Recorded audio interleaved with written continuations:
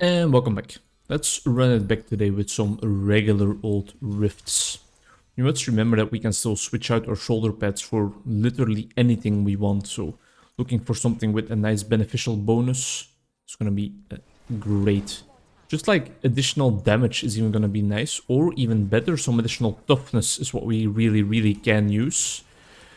If you got lost during the last recording session, I don't know how that would possibly happen because it's literally the same video, so I don't think anybody could have missed anything. If for some reason you did though, we started off using our new build. Our Meteor build. The build we have been working towards getting in order the entire season. We finally have it kind of figured out a little bit, but we are not tanky. Not tanky in the slightest. Our defensive stats are just non-existent, and it's something we're gonna have to learn to deal with throughout these next couple of hours in this video probably. Maybe if we can even deal with it by increasing our sustainability, by increasing our damage sustaining capacities for a second. The slow field, the slow time zone that we used to create with our previous build also very much so kind of increased our defensive capacities. So that's another way that we have lost some of our defensive capabilities, but we're gonna have to rebuild. I also noticed that the offhand we are still looking for is greatly gonna increase our tankiness. It's gonna make it a lot easier for us to survive, so I'm just looking forward to that for now, and it's okay for me to struggle for a second while getting there. I just need to farm that offhand. We are still, of course, also looking for the ancient Hellfire Amulet, and in general, the goal of this entire video is still looking for that Primal Ancient Legendary. Whichever way, shape, or form it comes in, I will be happy. It's come to the point where I'm satisfied with the project length. It can come to an end, you know. I'm not tired of it yet, but slowly but surely, you know, there can be some progress, and I feel like the only way we can make progress in this endeavor we have embarked upon, we have locked ourselves in again, is like a Primal Ancient Legendary dropping. Because, well, of course, our RNG doesn't change. It's not like because we have 5 rifts without a Primal Ancient Legendary that our chance increases. No, it stays the same throughout our entire journey, throughout our entire endeavor here. So that's why it doesn't matter how long we are in here, the odds will stay the same. And they will also stay forever in my favor, because I love the Hunger Games. Never read the books. Listened to the first audiobook for a bit, not even its entirety, but for a bit, while I was running for a while, but I don't necessarily completely know why I switched off of that or why I stopped listening to it. It wasn't like a conscious decision. I wasn't getting tired of it or anything, but yeah, no, I don't know. I don't know why. One thing we can do is create our Aguild's shoulders, right? Because we need that if we ever want to get the Greater Rift build for this build, the Greater Rift variety of this build, so why not just create that? And if it's ancient, well, that helps my decision making a bit further even. More damage, more toughness, less recovery, but more toughness is very much welcome. I almost, out of habit, disenchanted this. That's not what we need. We need to use this. It's in here, right, my gear? Yeah, yes it is. Yes, it is. Used up all my crafting materials, all my Forgotten Souls before I even started recording to try and reroll a helmet stat. Didn't even work out, so life is hard sometimes. Life comes at you fast. Very calm day at work today. It's Monday. We're almost coming up to the mark of me spending 7 days of recording on this video. It is Monday, my dudes. Only 2 clients, normally 3. 1 client cancelled at the last minute, and it was the first meeting I had, so it's quite hard to then tell that person like, well, you didn't say you were not coming in time, so you have to pay up. It's also something I don't want to do, because I mean, paying someone 70 euros before ever even meeting them, that's not really gonna help your relationship building capacities, I presume. And a nice lunch at work today as well. A friend of our group practice came along and had lunch with us after I kind of invited him. My boss was okay with it, of course. She even joined us for lunch because she knows the guy too. And it was just a blast. It was fun seeing him again because it had been a while already, way too long. It always feels like that with that guy. Really one of the favorite people I have met so far. throughout my working part of my life. But that's quite a hard thing to determine, because almost everybody I have met through working, almost all my colleagues and stuff, have been amazing people, like salt to the earth, love them to death already. And it's not going to change. It's only going to increase my love for them, because throughout the years I will get to know them better and better, and our friendship bonds next to our colleague bonds will become stronger and stronger, and I just am looking forward to it immensely. Immensely, for sure. Who knows, we might meet some new colleagues throughout the years as well. It has been happening lately in the group practice I am working in. 2 new people started up lately, and one of them I have an okay contact with, one of them I have a really, really nice contact with. We are friends already. It goes fast, especially on my end of things. I attach to people rather quickly.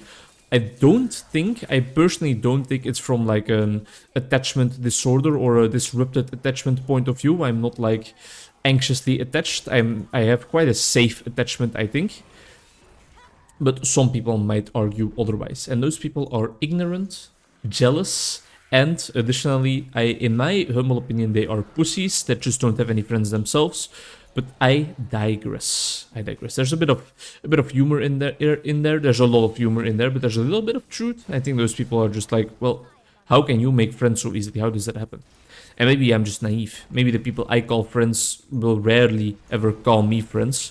But I think calling someone a friend is the best way to have him realize that you might be friends. That maybe sounds a little bit like emotional manipulation now that I say it out loud. Like, I call you my friend, so you have to think of me as your friend as well. But it is not necessarily exactly what I am looking for when I use that approach towards life.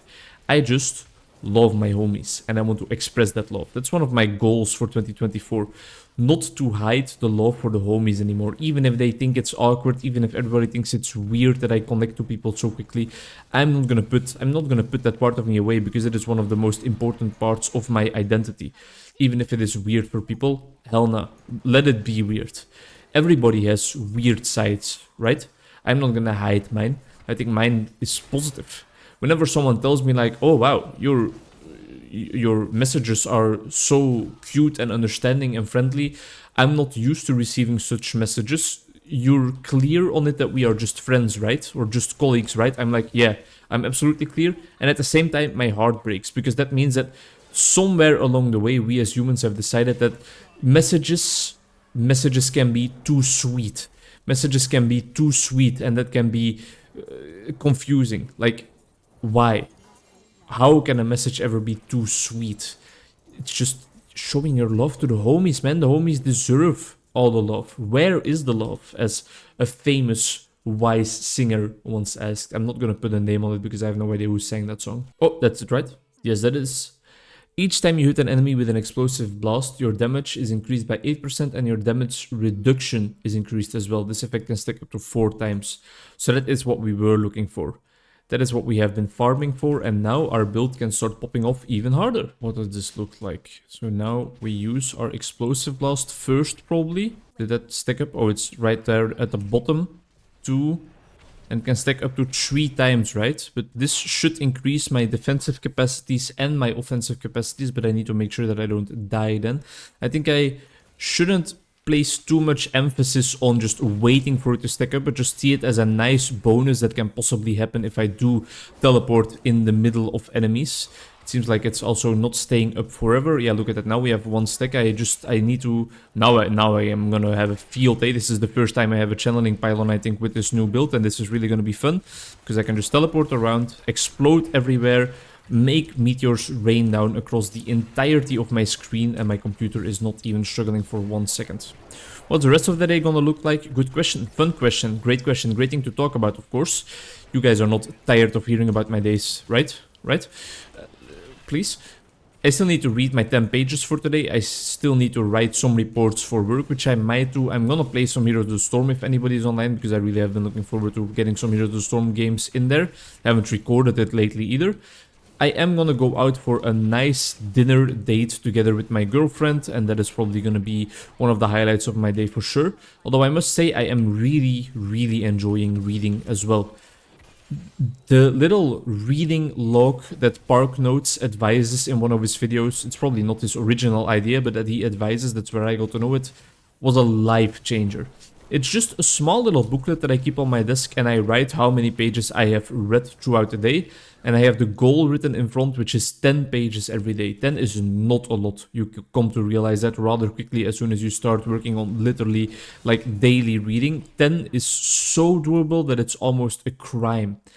It's almost a crime that not everybody tries to read 10 pages throughout the day, because it's so feasible and achievable.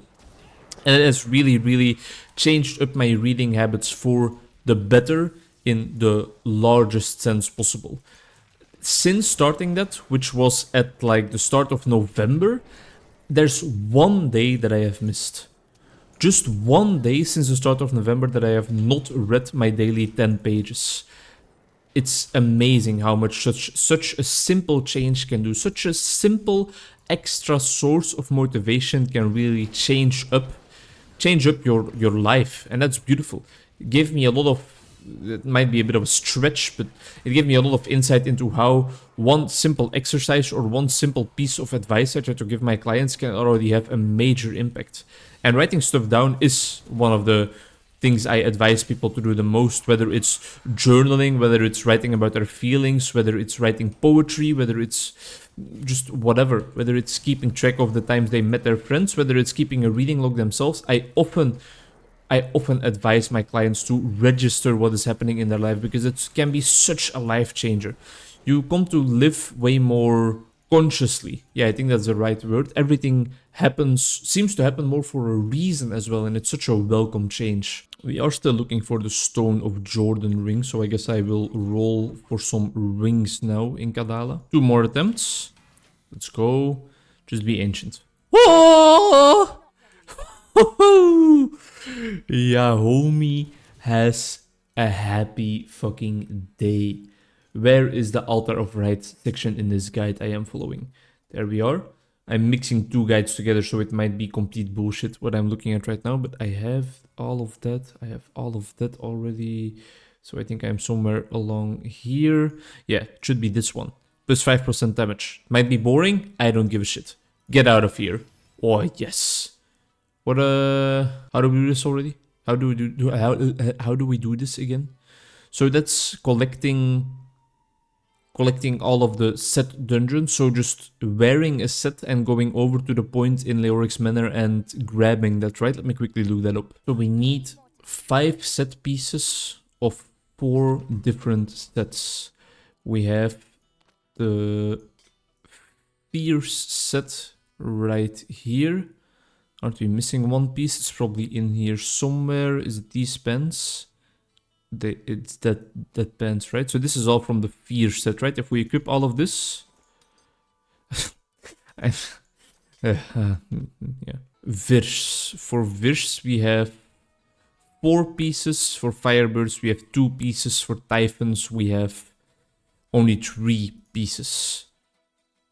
Striders of Destiny are from the same set that we had already equipped. So we're gonna be farming some set items. Okay, so just keep my set items stacked up. Don't disenchant them, don't salvage them, because I have been salvaging quite a lot of set items already, because, well, I have all the sets that I want to have, and I didn't quite realize that I won't need any more. But I think this is not gonna be the hardest Altar of Rights upgrade to get. Isn't the last upgrade you need like the staff from the cow level or something like that, the staff of herding? I have already gotten the part that I struggled most with getting last season, which is the drop from chill terra, from cool terra, from that one monster in that one cave. Diablo players know what I'm talking about, because we are all nerds. Ties into a little bit of a discussion topic that I did a video on of overclassification. It's one thing I want to say about that video, first of all, is that I really find it weird that some of those like reasoning videos pop off tremendously and have thousands of views, whereas other ones just get like 20 views and nobody seems to bat an eye or care about them in the slightest. It's quite hard to find out like the success formula still for that type of video. Maybe just some topics are more interesting than others, but I do think that it's more to do with like my title and thumbnail prowess, and I think I still have a lot to learn there. Except for the Witcher series. I think in the Witcher series I am really proud of my thumbnail game. My titles are still weak, but I want to tell people what is going on in the video, so I just want to be honest. I don't want to use clickbait. I'll use clickbait, but I'll use type 2 clickbait. Well, it was type 2 clickbait, right? Clickbait that entices you to press the video, but clickbait that does still tell you about what is in the video. I might dabble into that, but I will never use type 1 clickbait. The clickbait that just like, you won't believe what happens in this video. Watch until the end. If you see one of my videos having those titles, you can bet your sweet bippy that it is ironic, that it's sarcastic, that it is not meant, and I am just straight lying to you. But that classification debate, I think it's an interesting one, and I think there's a lot to be said about that, both in separate videos and in gameplay videos like this. Because, I mean, it's just so apparent and so true and so prevalent, it happens so often, that people can just talk up a storm about that. That is a set item. A set item that I don't recognize. I think it's the Tycons one that seems to have the same vibe. In that video, in that classification video, I talk a lot about like how, for example, when somebody hears that you are a gamer, they immediately think like, okay, so this guy is a lonely hermit that spends all of his days just locked away in his room, and that is not necessarily the case at all.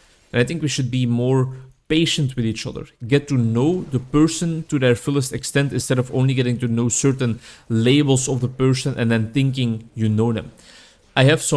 I have a lot of friends that are psychologists or therapists, for example, and I can make some assumptions about what kind of people they will be, but those assumptions should not fully form the image I have. The image I have of those persons, those people. And there's going to be a lot of examples that you can give, of course. It's not because someone looks sporty that they're gonna like every sport. Racial stereotypes are, of course, the biggest and probably most problematic and most widely used example. Like, Asian people are gonna be good at math and playing the piano, Mexican people are lazy, Spanish people are always gonna be late, you know? It's dangerous. It's a dangerous game to play.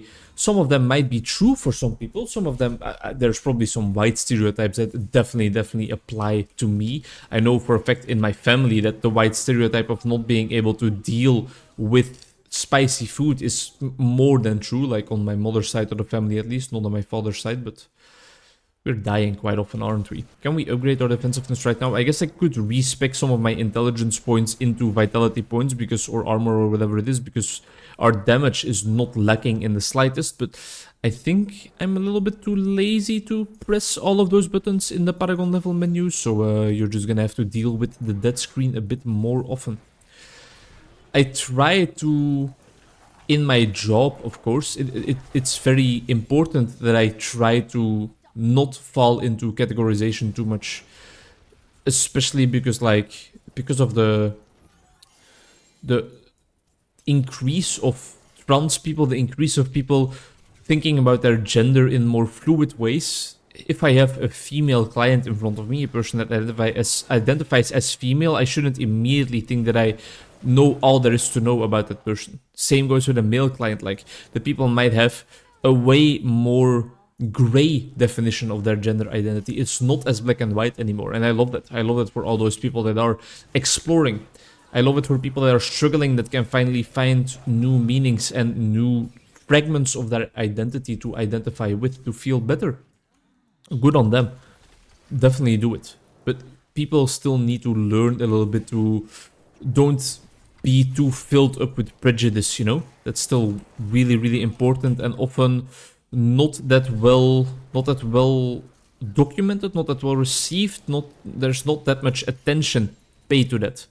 It's so important that you just listen to the person in front of you and don't think you know who the person is, what their life entails, just because you know a couple of labels they identify themselves with. Especially with trans people, right? You might know some of the hardships trans people, I don't know how to pronounce it in English necessarily, often face, but it doesn't mean that every trans person is going to face them or face the ones that you have in mind. Listen, ask questions.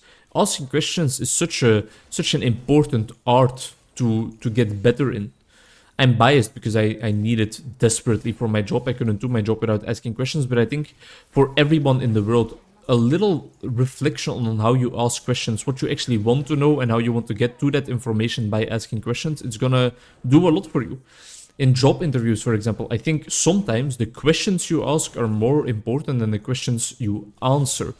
And I am a bad example because in my job interview at the place I'm working now, I was like, yeah, I'll be clever. Hey, what does your name stand for? Where does the name come from? And my boss was just like, you didn't read the website, did you? But I did read the website. I just forgot at that point in time. I was also a little bit stressed, of course, for a job interview. Always brings up a little bit of stress in me, but read the website, but ask questions too. And that'll be the ending of this recording session because my buddy Krogan wants to play some Heroes of the Storm, so I'll see you later. Hi, hello, welcome back to another recording session in Diablo 3. We are still playing with our wizard, still playing with our meteor build. It is a bit of a weird recording session because it has been quite a while since I have recorded, and that is because Yahomi is sick. I really got a bad case of the flu. I'm trying to see if I can record a little bit because I want to do at least something productive with my day. I already wrote some reports, and it's only today that I have been able to do these things because yesterday I really was not able to like do anything productive with my time. I was just napping, staying in bed in the sofa because I'm sleeping in the sofa now so that I don't infect my girlfriend. And I really wasn't able to churn out anything of value in the slightest. This time around, or this day, I feel a little bit better already. It's not perfect by a large margin yet, but I feel capable. I feel the capacity in me to record at least something already. Especially considering it's just Diablo here and it's just me messing around, going into rifts. We're looking for a ring, we're looking for death, and we are still looking for just random set items to progress our altar of rights. And additionally, we are looking for... There was one more thing that we are looking for. Set items, a ring, and... Right, Ramalatni's gift. The item, the consumable you can use to socket or to add a socket onto your weapon. We really still need that to add our gem back into our weapon, because we have been walking around with this Ingeon, whatever you want to call it, for a whole while without it having its normally necessary socketed gem. It's not a legendary gem, but I don't know what those gems are called. Nightmare gems or something, I don't know. Those are all sub-goals, as you guys know, because the main goal of this video is still getting a Primal Ancient Legendary. And even if I have not completed any of the other goals, if I get that drop, the video will of course be over. My life has been over multiple times already. This rift, I am still not tanky in the slightest. How do we help ourselves with that? We might replace some of our gems for vitality gems. Maybe that helps. But I'm not enough of a Diablo expert, you know. I wish I was. Or well, no, I don't know if I wish I was. I am quite satisfied with my position regarding Diablo, which is basically just like I look up a build that I want to play for this season. I play it and I have fun. I just do what the build tells me. I don't need to understand everything necessarily. I think I am okay with that relationship I have with this game. It was the same with Path of Exile. I didn't understand like the half of what the game had to offer, or all the systems, all the damage calculations that were done for me. I just looked at what build looked fun for that season, built the character up, and that's that. That was my enjoyment of the game, and I was completely satisfied with that approach. It is the same for Diablo. I think I might know a little bit more about Diablo than I knew about Path of Exile. Also invested quite a bunch more hours into this, I think, but in general, I'm just doing whatever floats my boat, you know. I'm not really an expert on what is going on around me. It's Friday today. Had to cancel all my appointments for yesterday, for Thursday, and then I was thinking like, yeah, by Friday I should definitely be back on my feet again, able to work. Not true. Not so. Not in the slightest. I wanted to start off my day with like one client and see how that worked, but I didn't feel completely right, and that one client doesn't deserve to be kind of like my stalking horse. Does that make sense? I don't think that makes sense. My test subject is, I think, what I'm looking for. I don't want him to be my test subject to see if I can provide psychotherapy today, because that doesn't feel right at all. Imagine that person pays 70 euros for me to just be there with like 1/4 of my brain capacity. No, I would not be able to live with myself then. That's maybe a little bit too strong of a statement, but I would feel a little bit guilty and it just wouldn't feel right in general. I want people to get their money's worth, okay? And they would not have gotten that out of me today. I notice it now. As soon as I started talking, my brain is like, yo, this is a little bit intense. Why would you be doing this at this point in time? You know you're sick. And I'm gonna power through. I'm gonna power through and at least fit some recording in, because this video has to be over sooner or later. Before my life ends, when this flu inevitably reaches my brain. Just like travels all the way up my spinal cord, straight into the basal areas of my brain, straight into my cerebellum, and it shuts everything down. Before that, I need to have my last video, my magnum opus, the best video I've ever made. Just 4 hours of me randomly playing Diablo 3. I need it to be finished, you know? I can't head into the grave with unfinished business. I have to cement my legacy into the world, into existence. I have to make sure everybody remembers that one guy that had too much free time on his hands and played Diablo 3 for hours on end again, like he did every single season before. And you know, it is my destiny. It is what I have been put on the world for, just to do this. I know it. I can feel it in my bones. 2 days without work though, it's gonna be quite hard to get back into work on Monday. I really hope I don't have to cancel Monday as well. I think I would really not enjoy that. I also had a meeting later today at work about the surfing trip we are organizing. We always do this at work, or we do this once a year at least. I wanted to be there as well, that's why I tried to work today, but now I'm just gonna join them online, and maybe that is like the more sound, more adult approach as well, because I don't want to like make them sick just because I want to be there in person. That makes no sense at all. That's not what they deserve. They deserve to be healthy, just like my clients do. I had a pregnant client normally today, and I was thinking like, okay, I'm definitely gonna cancel her appointment, because I don't want to infect her in the last stages of her pregnancy, because she's literally about to give birth like next week. And then I noticed yesterday that she sent me a mail herself about like, hey, I'm gonna have to go in for my I'm gonna have to go into labor and get to the hospital in a while, so I'll cancel my appointment for tomorrow. And I was like, thank you, universe. This way I don't have to cancel, and I still don't have to bear the burden of a risk of possibly infecting her with the flu. It was very welcome indeed. Earlier today, when I tried to call one of my clients to tell her like, hey, I am sick, I am sorry, but we're not gonna be able to get our session in today, she was like, you know what, I was calling you to tell you the same thing. I am sick as hell, and I'm not gonna be able to make it into the therapy practice, into the therapy room today. So I mean, it can always happen. It can always happen, and I love when people are understanding. Fierce gauntlets are gone, and this is something we will re-roll into. So not gloves, not shoulders, not chest, not head. Are we gonna remember all that? No, absolutely not. But we don't have that many attempts either. Okay, that's easy enough. I think we are missing one set still, right? Because we have this, we have the one we have equipped, and then we have the one from our previous build. So we are missing one piece of Virs, or a whole bunch of pieces of Firebirds, because we do need four sets. Yes, okay. It's kind of a hard decision to make though, because I mean, I feel like my therapy sessions will do a little bit for those people. They will probably, hopefully at least, like get a little benefit from that. So I'm like, I want to make sure they get that. I want to make sure that I can provide that, what I normally would provide for them.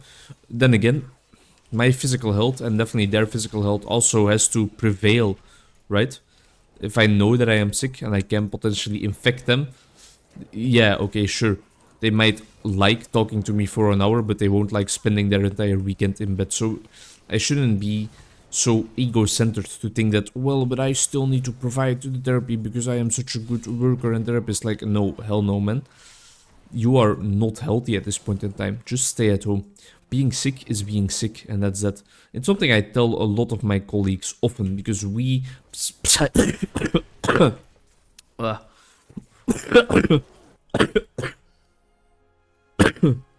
Oh, I tell my colleagues that often because we psychologists and psychotherapists are notorious for not setting our boundaries quickly enough and making like crazy or doing crazy things in order to still be able to work because we feel obliged to be there for other people. Luckily enough, or kind of funnily enough, the class I have, wow, I'm just dying all over the place. The class I have this Saturday for my therapy education is all about self-care. And a big part of self-care is, of course, setting your boundaries and saying, like, no, I am sick, I am not gonna work today. But it feels like betraying. Not necessarily betraying, it feels like abandoning them for a little bit. I know that it's not the case in the slightest, and I know that they don't feel about it. All my clients have been so understanding, for which I gladly thank them. That makes the decision a lot easier if they are all like, yeah, well, health always is a bigger priority, or your health always is a bigger priority, so I completely understand. That's a very nice response to get. Still the guilt is there. And I think a little bit of guilt is a nice sign, because it means that I want to provide the psychotherapy, I want to do my job. But I shouldn't really feel guilty about it. I should feel more guilty towards myself if I would force myself to go to work while being sick. Sick as hell. The main thing I was worried about today was like, oh, am I gonna be able to cycle to work? Isn't that gonna be too difficult? But then I realized would I ever be able to see clients? How would I ever be able to really listen to their story with all the attention that I normally listen to it? If I am even worried about like cycling, how will I do something as complex as focusing on a person's life story, focusing on their problems, on their struggles, on all the things they have faced in the past couple of weeks? It's not gonna work out. And that's when it hit me like, stop kidding yourself, and especially stop kidding your clients. Call in sick today again. Even though it feels like shit, it's something that has to happen. I'm glad I was able to make the decision, because otherwise some of my colleagues would have really been quite angry at me.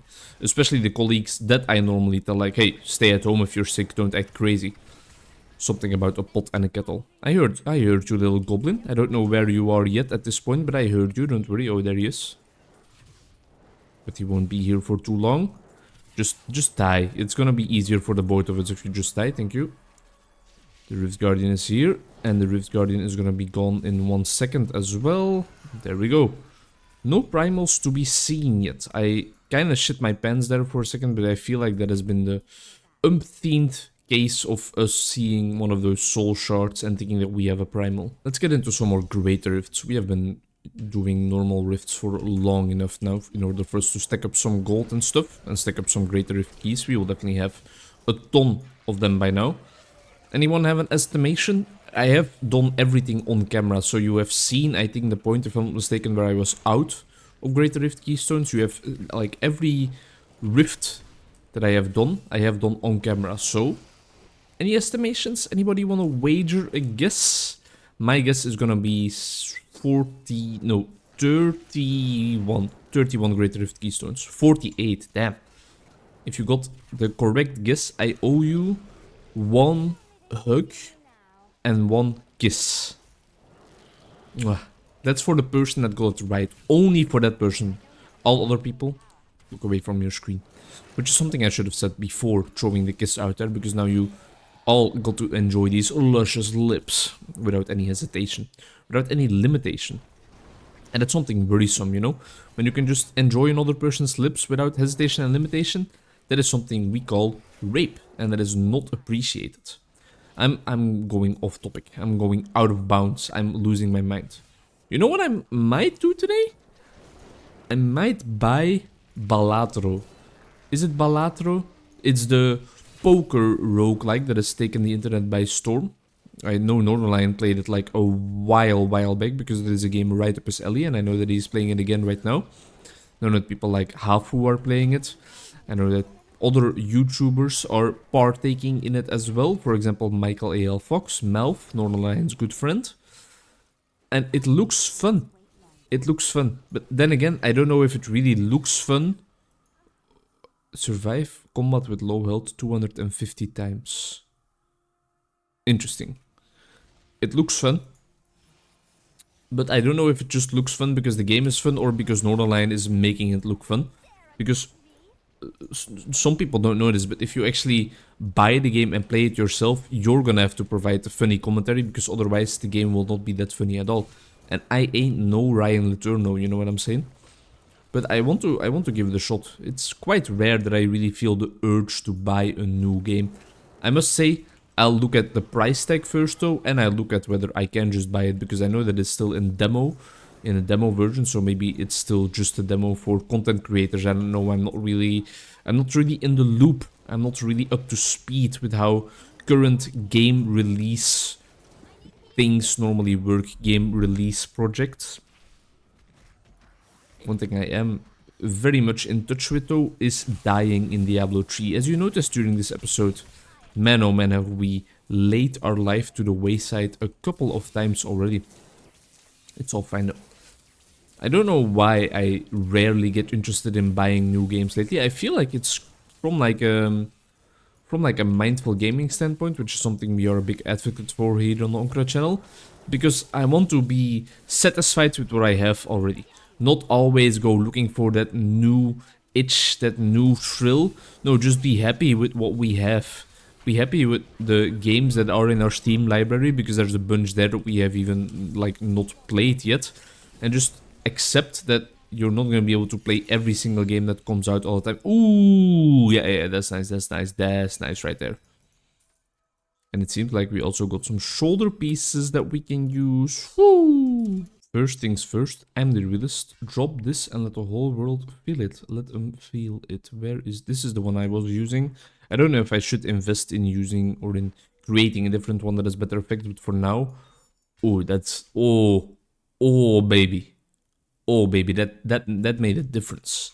That made a difference and a half. Was that like a... Is that like a... Am I seeing that correctly? Does this have any effect on that?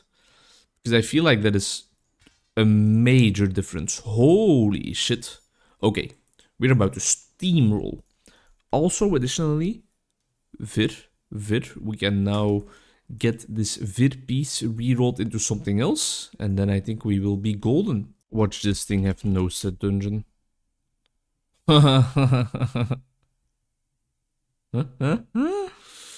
Oh, my life is a joy. My life is a joy. There goes my Diablo knowledge. Okay, so Firebirds it is. So now the Greater Rift should be a bit more of a walk in the park, right? Let's go up to 80, because we have our socket in our weapon again. So I think we should now be able to deal quite a lot more damage. And maybe we've always failed to use our explosive blast, I feel like. Because I normally kill the enemies too quickly, because that explosive blast is normally what would make me a lot more defensively capable as well. But it almost never seems to work out. I must say that these enemies are dying at quite a quick rate, so I am satisfied. Am I a little bit annoyed because of the set dungeon not existing? Yes. Is it partly or entirely my fault? Yes. Am I still annoyed? Yes. And it's okay. As a psychologist, it's my job to allow every feeling to exist, right? Even if it doesn't seem logically warranted, it might still be okay to feel like that in a certain situation. That's something I have to tell clients quite often, like, okay, in a logical sense, you know that you shouldn't be angry, but you still feel angry. Let's look at that. Let's stick with that anger for a while. What does that anger tell you? Why are you angry, even if you should not be angry? And it's powerful. That's powerful sometimes, because the people learn, like, okay, I'm allowed to feel anger, even if it's not logical. Let's look at it indeed. Why am I so angry? Why is this getting me so worked up? It can be a very helpful experience for them. Most of the time it's then gonna be something like, I didn't realize this was this important for me, or I didn't realize this person hurt me in this way. in this sense or in this manner. That can be a nice corrective experience, of course. This rift is a joke. I feel like we are equipped to go up to like rift level 90 and not face too much of a challenge. I don't want to get cocky because maybe we will get slapped in the face as soon as we try rift 90, but rift 90 is normally the part of the season where I really, greater rift level 90 that is, where I really just start to enjoy myself. Just completely chill, relax, lay back and farm. Farm for eternity. Not to get better or anything. Last season I think I played until Paragon 800 because that is the new maximum Paragon, and that was it. And it was fine. That brings you to kind of one of the strongest points you can be, but it didn't matter to me anymore. That was like the goal I set for myself, and it was fine. Once I reached that, I could stop. Maybe it's the same for this season. I don't know though. I don't know how this season is gonna go for me still. But I must say I am quite enjoying my time on this little wizard fella that we have created here together. I've had a lot of fun in both this build and the build that we started out with. No primals though. No primals to be seen. We're still looking for the ring. That's something we are still looking for. I think that's the only piece, except for then the Firebird's pieces. Speak of the devil, you will see his tail. Let's see. Greater Rift level 90. What does this do for us? We are probably gonna get one shot once or twice, but that is just something we will have to deal with.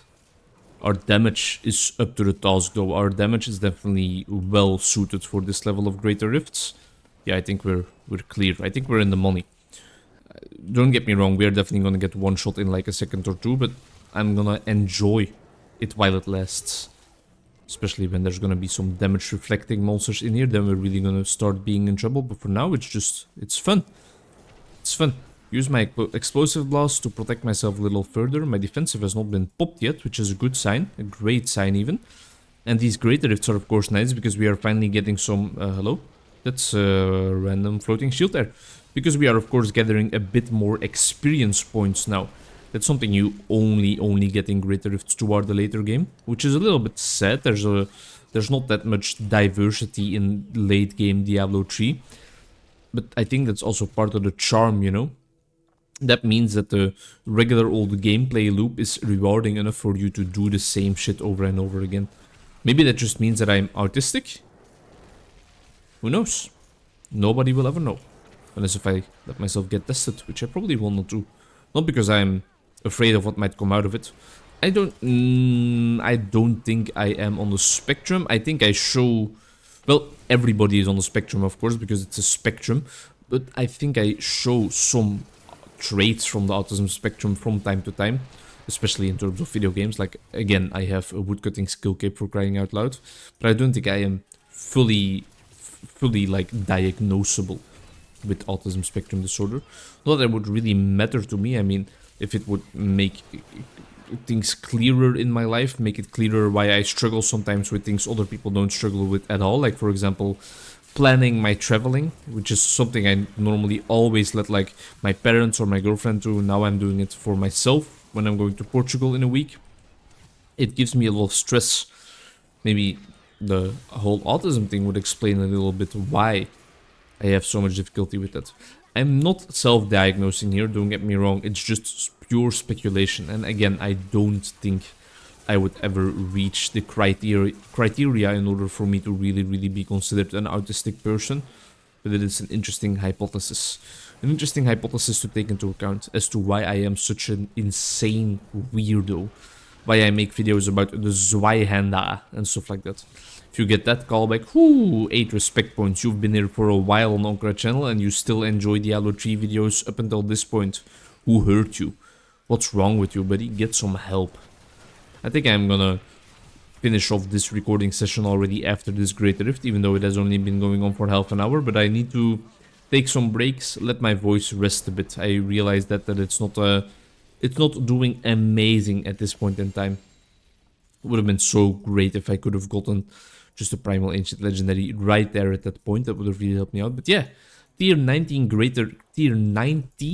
Greater Rifts. That's gonna make the process of farming these primals a lot quicker. Is that another Firebird's piece? Also another Ramalatni's gift, which we don't need anymore right now.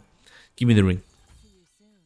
They did not give me the ring. Maybe I found the ring though, because there were 2 rings in there. This looks like a puzzle ring, and this looks like something else. It's not a, it is a puzzle ring. It's an Oculus ring. A new sword. Yeah, no, thank you. Firebird though. Okay. Thank you very much for watching this part of the video. One more Firebird's piece and then we're off to the races. See you in the next recording session. Hi, hello, welcome. Welcome back to another part of this recording, or another part of this video, another recording session, I should say. It has been probably like almost a month since I've played Diablo. So, bear with me, please. Bear with me while I get back into whatever the hell this monstrosity of a build was all about. I remember it was about meteors, and as evidenced by what is on the screen, it's still quite effective. But just the general gameplay loop is lost on me for a second. I know I should use my explosions more often to increase my survivability. I also know that I am very fragile. I know that I should keep popping my potion as often as possible because it gives me a random shrine effect. That's pretty much all that I remember. I know that the explosive blast was kind of the main thing still lacking in my gameplay loop, that I was really not focused on that enough. But I do know that this build was also just dealing a hell of a lot of damage and it was a lot of fun to play with, which is kind of coming back to me right now because, man, everything, even though we are playing at Torment 90, everything is just melting on my screen. I'm still getting hit quite a lot and it immediately gets rid of every piece of life force in my entire body. But I am strong. I am powerful. I have probably Nemesis Braces equipped on my follower. I'm using Tal Rashas myself, and the main goal we were focusing on was finding one more piece of Firebirds, if I'm not mistaken. Because finding one more piece of Firebirds means that we can get the last set dungeon page and that we can upgrade the Altar of Rites. That's kind of the main, well, that's the side goal we were going for, because I guess the main goal has always been, and will always be, finding that one elusive Primal Ancient Legendary item. I think, I need to restructure my sentence. I opened up my editing program, put all of the little segments we have recorded so far into it, edited out a little bit of silence in between the rifts, not too big on the edits in this video though. I think we were already at like 3 hours of footage, if I'm not mistaken.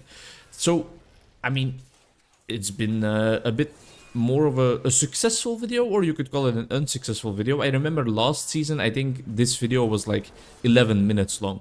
In like our first rift or second rift or something, we already received a Primal Ancient Legendary item. Ow. So it depends on what you see as success. For me, a longer video is kind of a success because it means that you guys get to enjoy the sweet, honey, buttery sounds of my voice a bit longer. Bit of sarcasm in there. But some people might call it unsuccessful because, well, we are not completing our main goal that quickly.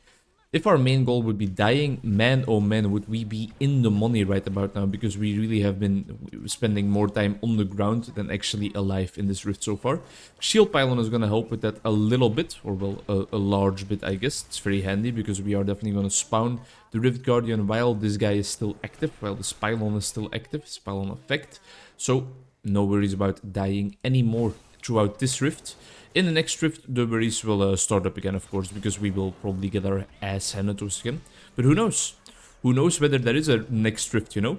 Maybe once this guy passes into the other realm, a nice red beam will be shining up at us. I thought for 1 second there actually was one, but it's just, I see what I want to see, you know?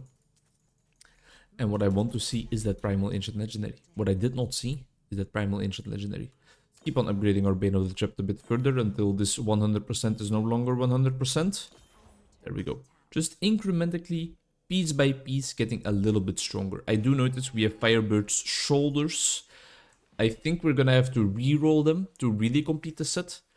I additionally think, yeah, because we have the shoulders already, that we don't really possess the necessary resources to re-roll it a lot, because I was spending a little bit of time off camera before I started up the recording enchanting some of my gear, we were also still looking for a ring. A legendary ring. A legendary ring, something about elemental damage. Rogar's huge stone or something like that. Or Stone of Jordan. It's one of those two, I think. So we need to reroll. What do we need for rerolling? Oh, we don't need the yellow crafting material. New transmog, that says enough to me. Give me this, and let's head over to Leoric's Manor. A bit of a sidetrack, but the sidetrack will of course increase our damage. Am I blind? Right. Jesus. And increasing our damage makes it easier for us to find the Primal Ancient Legendary, so it's a valuable sidetrack. I was worried about like how when I was killing the key wardens, people would be like, oh, you're not even running rifts. Of course, this video is 3 hours long, but then I realized like, wait, I'm trying to get an Ancient Hellfire Amulet so that I can increase my damage. It's a bit of a side mission we embark on, but it is definitely gonna be worth it. And additionally, people need to shut the fuck up. That just my 2 cents on the subject, my humble opinion. 1, 2, 3, 4, 5. Give this to me. Re-equip my set, please. Get the fuck out of here. And now I think if everything is okay, we should be able to upgrade. We kept the pages last time, right? Yes, sir. This can already be stored again. And I guess that means that we will have to check out in our guide for 1 little second what upgrade I actually need. Close this down. Altar of Rites. Where are we in the altar? I would suspect somewhere along here. Here, maybe? Yeah, I think here. So then this increases damage against Elise by 5%. Now that is nothing to sneeze at, you know? Ancient Puzzle Ring. We don't have that yet, I think, in our chest. Maybe we do. Wait. What did we just select? Because I thought we just selected this one. Oh. They're just the same, I guess. Interesting. Okay, let's check. Let's quickly check the chest. I know we have some puzzle rings, but I don't necessarily remember there being any ancients among them. There is not. Rerolling a legendary does not give you the chance to get an ancient puzzle ring, right? Reroll legendary, reforged legendary. I guess it doesn't say anything about it not being able to be ancient. Let's give it just a try or two. I know that we are then endangering our, well, diminishing our bounty materials, but we can get them back in an instant. So what if we try this on for size? Transmute. That is not ancient. Let's try once again, is what I wanted to say. 50 Forgotten Souls. We gave it a try.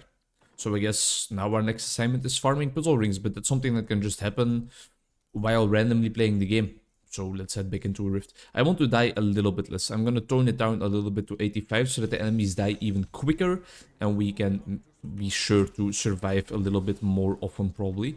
Because, small little tip, if your enemies are dead, they are not gonna hurt you. That's a little life lesson.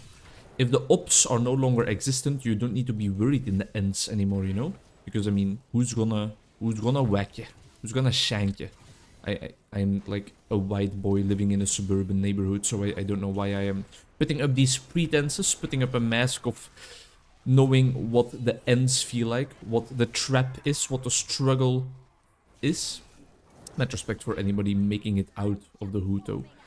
A lot of hip-hop artists definitely have that kind of backstory, right? And I respect them immensely for it. They perfected their craft to the extent of like making a shitload of money of it, and they kind of deserve it. I feel like they often, I'm not overgeneralizing, there's probably some people that don't do this, but I feel like music artists in general, but definitely hip-hop artists, rap artists, they put in the time and effort, man. They put in a whole lot of work. I don't know why I necessarily cherish that feeling, because I think that other musical artists will probably do the same, but it's something inside me still tells me like, it's one thing creating music.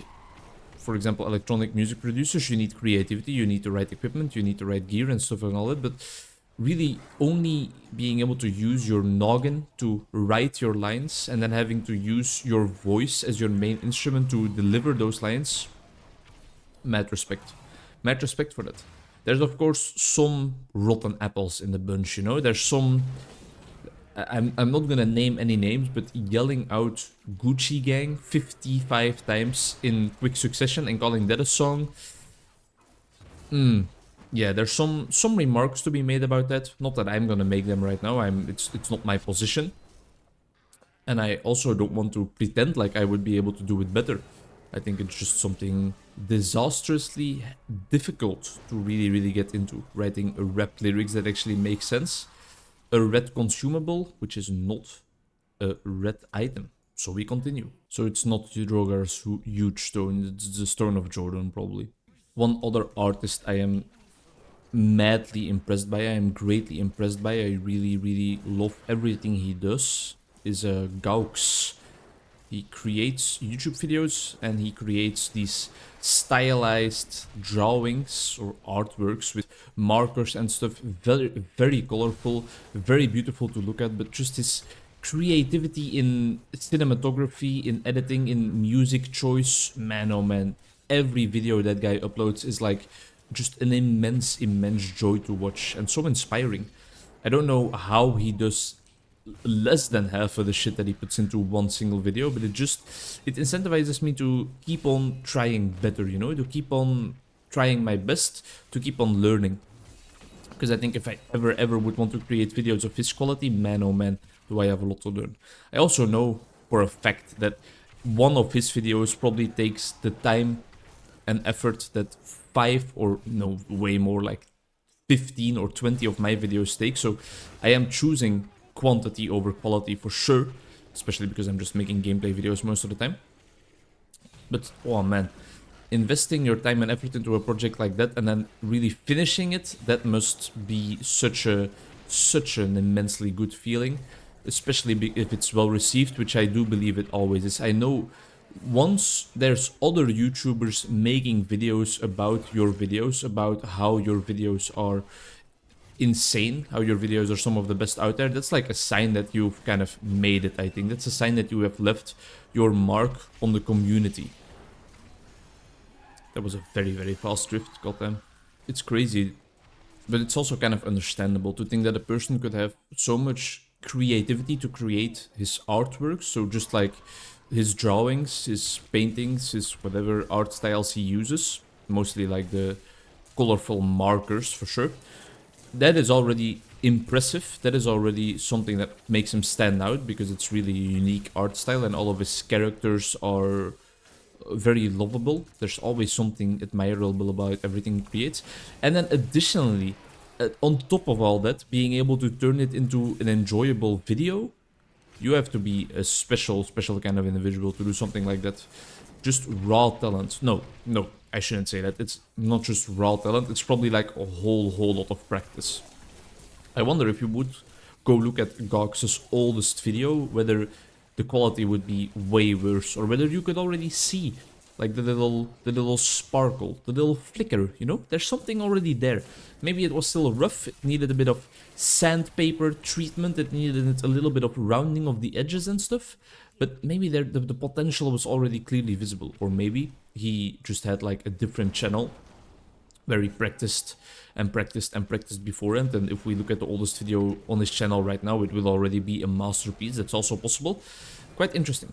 It's quite interesting. Something I will maybe look up after this rift, if my attention span allows me to remember that for longer than 2 minutes, which I think it should. I've been having some trouble with my attention span while reading non-fiction, while reading stuff for my therapy education. You know, we might need to up the brightness a little bit if that's possible. Is that possible? I don't think that is possible at this point in time. I noticed this yesterday. I want to finish the text so quickly that I am not really taking the time to really let the material that is in there get into my brain, to really make an impact, to really get intertwined in my memory network with all the other things that are already there. I want to be finished, be done with it too quickly. kind of like my sex life. Chances are that it is because of me reading so much fiction, where it often doesn't really matter if you read every single word, or especially just not for me. I like to be up to pace, be informed about what is happening in the story, but that does not necessarily have to mean that I need to read every detail. Read every detail of the description of the 20th inn that they pass through in this single book. You know, I want to know where they are going, whether the characters will find each other again, who is gonna prevail, who is gonna die, who is gonna focus or face rather hardships. I'm way more focused on like watching the story progress than getting every word inside of my brain. Whereas with non-fiction texts, that is way more important, because especially in texts that we have to read for our education, I often feel like every single sentence has something valuable, has something important. And it's hard to make that shift, I think. I kind of blame it on that a little bit. The fact that I am reading those non-fiction texts in a way that I would normally read fiction texts in. So it's a kind of a switch I need to be able to flick. I need to learn how to flick that again. Because I have been indulging in quite a lot of fiction lately. Just earlier today I finished the 3rd book in Robert Jordan's Wheel of Time. In his The Wheel of Time series. 3rd book called The Dragon Reborn was a blast. Already finished The Eye of the World and The Great Hunt. And now The Dragon Reborn. The next one is called The Shadow Rising. Looking forward to that as well.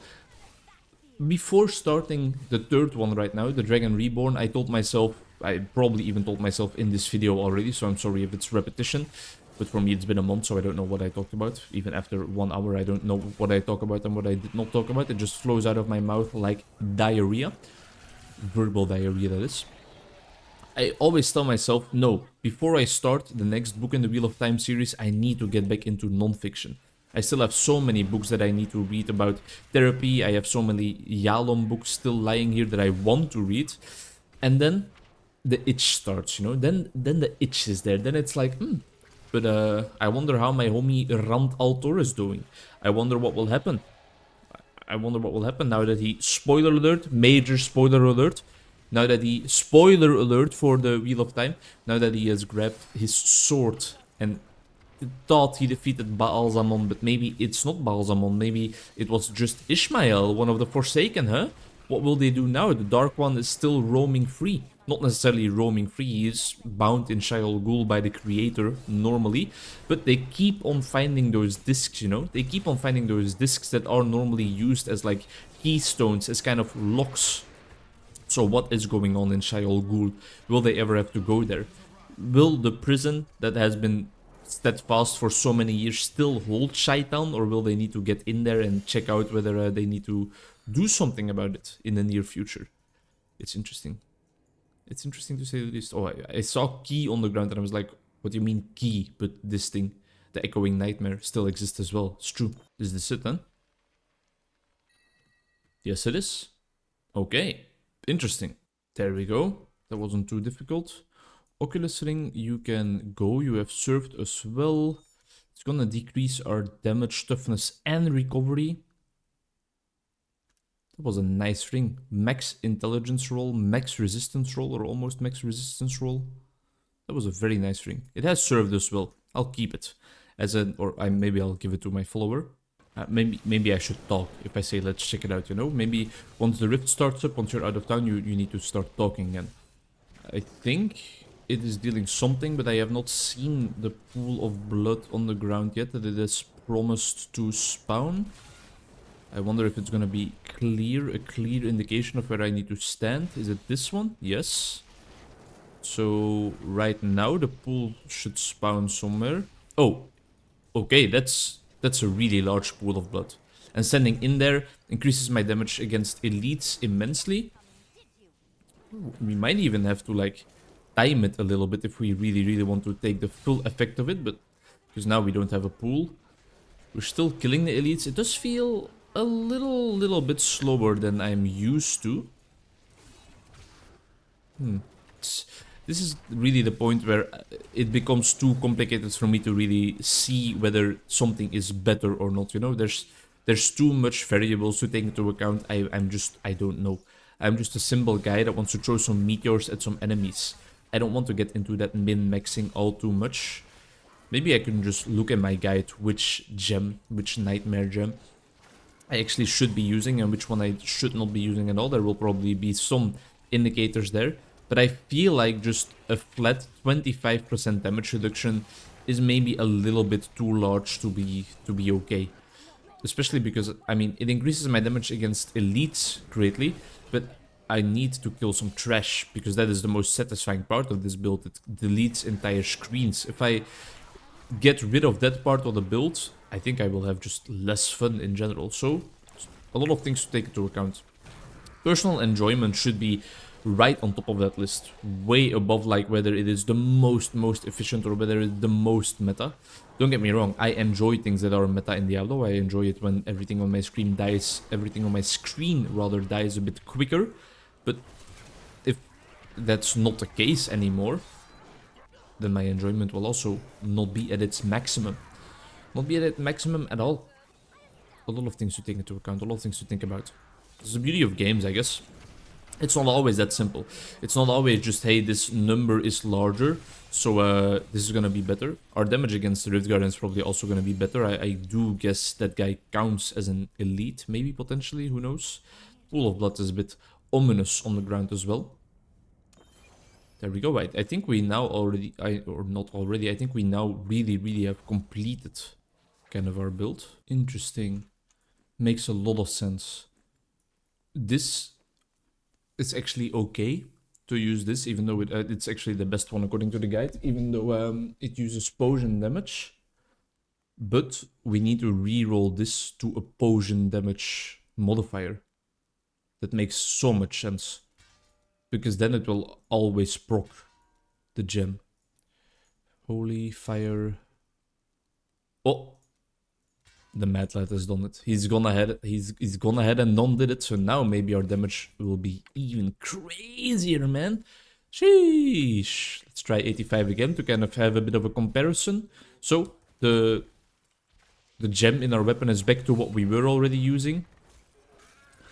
And now we have potion damage on it as well, so now it should proc a bit more often. It feels stronger. Again, it might just be bias. I might just see and feel what I want to see and feel. But I enjoy this more, I think. Either way. Whether it's stronger or not. Oh, yeah, it's stronger. Come on, don't get it twisted. Don't even try to trick me. Don't get it twisted in the slightest. This is way stronger. What is also strong is my urge to buy and play Balatro. It looks like such a blast, but again, the demo was fun, even though I played it only for a little while, but I'm so scared that I have just watched too much Northernlion content of it already, and that I, once playing it myself, will not keep on watching the videos. Where did all my toughness go?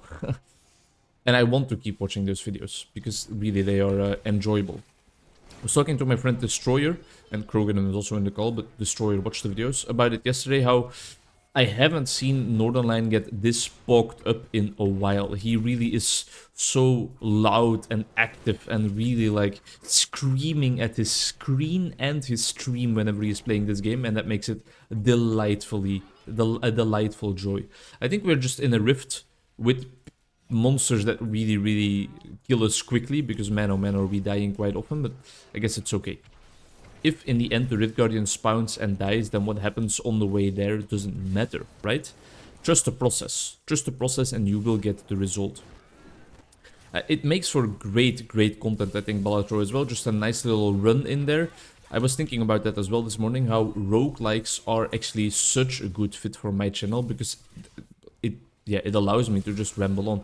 I guess that's also why I played so much of Soulstone Survivors, which we have now sadly retired before really completing our goal. It was too large of a goal. But it's a fun game. Maybe I'll boot it up again, who knows. Either way, a roguelike is such a good fit, because it's just like a set time point that can deviate a little bit, of course, considering your run can be good or not good, or quick or not quick. But it's hard to find a roguelike to play. Balatro right now is a good option, but I have my premonitions, I have my doubts, as I just explained them. I think I would need to use or play something where I'm really like with the hype, where it's, whoa, 2 red beams, none of them are actually what I need. Fuck you. But I'm actually with the hype if I want to get any views of it, because me and my buddies, Krogren and Sawyer, were playing Slay the Spire co-op yesterday, and that was so much fun, and it gave me the vibe, it gave me the intention to play that on camera for a while. But who wants to watch Slay the Spire in 2024, right? Apparently this is also the gem I should have in my helmet, so let's try it on for size. Well, maybe a little bit of survivability. I mean, I was literally asking for more survivability, so I shouldn't look a gift horse in the mount. Just equip this immediately without thinking about it, disenchant the other one, and move on with my life. You know, that's how we do it here on the Onkruid channel. We don't think about our decisions, we just go. Please spend our Paragon points. How many Greater Rift Keystones do we have remaining? Woo! Alright, nothing to worry on that front. Somebody really has been no-lifing on this character and has given us a lot of Greater Rift Keystones. Oh wait, that someone is me. I shouldn't call it no-lifing though. I played maybe a while, but I got to work, had my social life in the meantime. I have a relationship that I am still supporting, so, I mean, how no life can it be? Because I had a life in the meantime. I wasn't like that guy out of Make Love Not Warcraft. The nachos were not, or the Doritos rather, or the crumbs are not stacked on top of my belly. I'm just a guy, really, just a guy enjoying some video games. And if there's anything wrong with that, I don't know what's going on with the world then. Everybody should have their own passion. Everybody should be allowed to do whatever they enjoy, unless if it's child molestation. If that is your hobby, get some help. Get some help right now, right this second. We've talked about that topic, I think, ad nauseum already on Onkruid channel as well, about how pedophiles get put into a very, very bad daylight, and it's a controversial topic nonetheless. Of course, it's not the right thing to do. Of course, it's not okay to be a pedophile.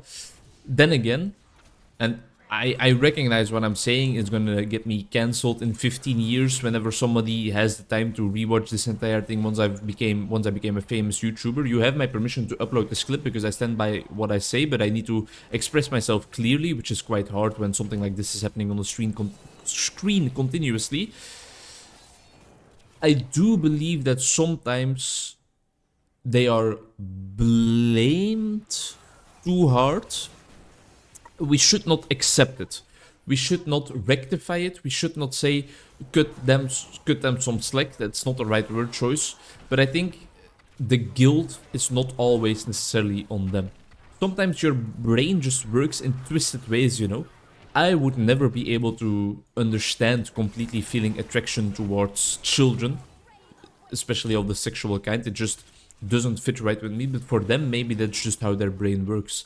Again, don't think I am condoning people that are sexually attracted to children, especially not the ones that act upon that attraction, but don't immediately throw them into the garbage bin, throw them into prison, or say that they deserve to be punished to death, you know? Maybe the ones that really do act upon them, you can make an argument.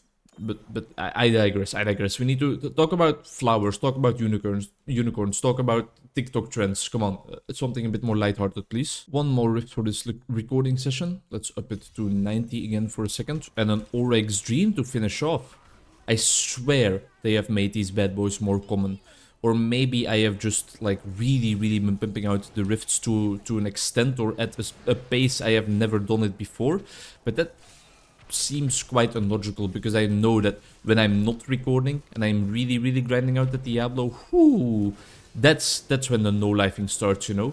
Jumping from one Greater Rift into the next one without immediately upgrading my Paragon levels, or without immediately disenchanting all the gear that I found, just really grinding it out. It's a sight to behold. It is something I might be able to say about, like, yeah, I'm a little proud of it, because it's also perseverance, it's planning, it's delayed gratification in a sense. You might not agree with that, because the screen is constantly blowing up and pixels are releasing dopamine into my brain at every given time. But at the same time, like, really getting that upgrade for your build is kind of like getting that one woodcutting level in old school RuneScape, right?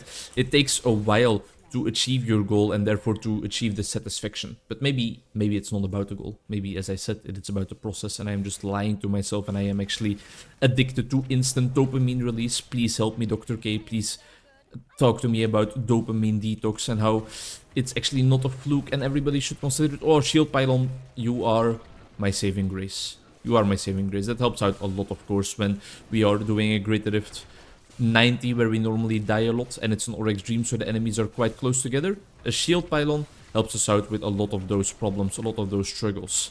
And now we can just easily roam through this rift and really make quick work of it. Oh yeah, this is such a nice rift setup as well for Oryx Dream, because in this rift floor, in this map, the rift monsters, the elites and stuff are already so close together. So increasing the amount of elites and stuff that spawn, yeah, this is nice. We might even completely clear this out after the Rift Guardian spawned, is what I meant to say, but for 1 second I forgot that in Greater Rifts all the enemies just despawn immediately. There's a shard in there, but I don't believe... Yeah, no, there is no Primal Ancient Legendary in there. A ring? Was it a puzzle ring? Doesn't look like a puzzle ring to me. A ring? Is it a puzzle ring? Doesn't look like a puzzle ring to me.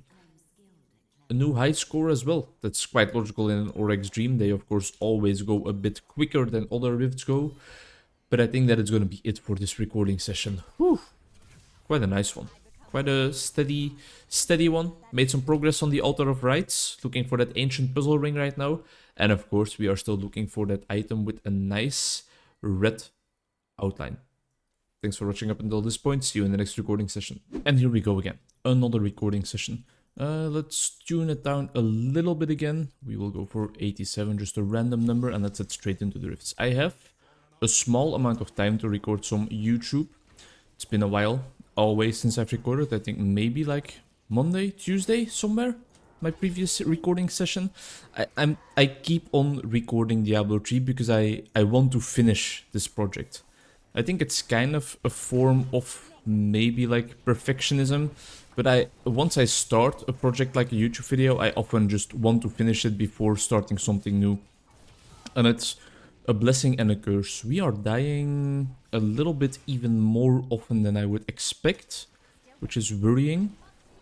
I can't always blame it on like the monster types in the rifts though, because well, not every rift is gonna have monster types that immediately kill you, but yet here we are again. Let's keep a little bit more of a distance if we can, maybe that'll help. I know my build also profits a bit from keeping distance, but my build also profits from being surrounded by enemies now, so it shows you that I have actually, in reality, no clue what I am talking about. Which is something you've probably figured out quite a lot earlier on in the lifespan of the Onkruid channel, that is often, maybe more often than not, the case. And I'm all for it, man. Proud of my ramble capacities. Some people might not call them capacities then, because well, as I said, it's not really saying anything, you know? As I was talking about, like, I want to finish the project. I want to finish this video before I start like recording something else. I guess I could also then record The Witcher, because I have not finished that game by a long mile, and I don't plan to just quit playing it without any communication towards you guys. Although I must say I haven't felt that motivated to play The Witcher lately. It's not that I'm immediately retiring it, that I am immediately thinking about like quitting that game just after not feeling motivated for one little segment of my YouTube journey. But sometimes you don't want to press the record button when a certain game is on your screen, and you would love to press the record button when another game is on your screen. Did I have the greatest motivation to play Diablo 3 today? A little bit, yeah. Definitely not looking forward to playing some Diablo 3, it's just nice and chill. A big part of my motivation now is that I only have 20 minutes. And in 20 minutes, it's quite hard to fit another video type in there. I could work on one of the psychology videos I have planned. I have a little script written out for. I could do that, but just... That's where then the other thing we talked about comes in, or I talk about, because it's not really a we conversation. You guys are like really silent, and I find that quite rude, to be honest. Like this is supposed to be a dialogue. Where's my input? Where's my feedback? How am I supposed to keep the conversation going with you guys? Okay, either way. That's where the previous part comes in of like starting a whole new video, starting a whole new project in the psychology sense in that type of video. That feels like, no, wait, hold on, I still have that Diablo video to finish. And the only thing I need to finish this video is a nice little red beam on the ground. So I mean, what is there to lose, right? Every single rift I clear brings me closer and closer to the end of this video, so it's a project I can continually work on without having to worry too much about like quality, without having to worry too much about anything at all, really. Yeah, we need to roll 4 rings because we are looking for that ancient puzzle ring. I thought I threw away all my Kadala blood shards there, but in reality it doesn't even matter because we are full build. Ooh. No, that's not the right ring. I thought for a second that was the ring that provided us with a little crit circle on the ground, but it is not the case. Let's clear out our inventory a tiny little bit now that we are in town and aware enough of what is going on in the game to do so. And let's just head straight back in, I guess. Maybe lower the level down a little bit because I was dying a bit too often. Did I repair my gear? I guess I just did that on autopilot completely because I don't remember pressing that button. And yet, here we are again. 20 minutes is not a long time, you know? It can, like, make or change the video. In 20 minutes, you can clear out, like, 3 rifts or something, and, well, or maybe a little bit more. We've been going for 5 minutes only. So, that can be enough, right? And that would mean that the rest of my Sunday would be lived in bliss. That feeling of, like, oh yes, that Diablo project is finally finished. It's kind of finally finished then. I mean, I have to do a little bit of editing by then, but the little bit only relates to like then adding this recording session onto the things I have added together already and just rendering that shit and uploading it. Uploading it, ooh, that's gonna take a while. I'm quite certain that it's gonna be a multiple day ordeal. I'm actually like completely certain of it. I wonder whether it's the best idea to do it on my computer or whether to try and put it on a portable hard drive and just have it render while I'm at work for 8 hours or something. But I don't know. My laptop will always be making some noises and I think that might be a bit worrying for some of my clients. Like, what the hell is going on there? Does he have a lie detector test plugged in right now? Is everything I say being recorded, handed over to the Flemish government? It's not the case. It's not the case. It would kind of be unethical and also just like weird because not many of my clients have information that the government is interested in. I think I digress. If I was sitting at a psychologist's office and his computer would constantly be bugging, wow. If I was sitting and in a psychologist's office and his computer would constantly be buzzing in the background, I would have some questions. Some question marks would pop up above my head, and not because I'm handing out quests or quest rewards, rather, no, really, I would be like, what the hell is going on? What is going on over there? Are you woodcutting while we are doing our sessions? How awesome would that be? Just like, yeah, okay, I understand that you don't really have a great relationship with your mom right now, but can you hold on for 1 second because my magic tree just depleted and well I have to click a new one. Whoa, I got a beaver pet while that person is like in the middle of a psychotic episode. It can happen, you know? There's probably some people out there. I've read some stories on Reddit of psychologists being on their phone while they are seeing clients, and that completely astonishes me. It just baffles me. Baffles me how you can have so little respect for the people you are trying to help. In my opinion, it is a case of respect. It is a like, come on, that person is paying you quite a lot of money for just an hour of your undivided, devoted attention. Give it to them. Don't be sitting on your phone, man. That's just disgusting. It gives me a little icky feeling. Little icky feeling, you know? It's not right. It's not fair towards those people. And just like how? What drives you to do that? What is so important on your phone at that point in time that you need to be looking at it at that specific moment? It's a puzzle ring. It's not ancient though. Maybe we can use our puzzle rings to actually look for an ancient puzzle ring. Get a little bit of Inception action going. Inception. Quite a fun movie, of course. Quite a confusing one. It's been a while since I've watched it. I remember watching like in-depth analysis on Inception while we were on our surfing trip with our group practice. The group practice filled with psychologists and physiotherapists that I work in.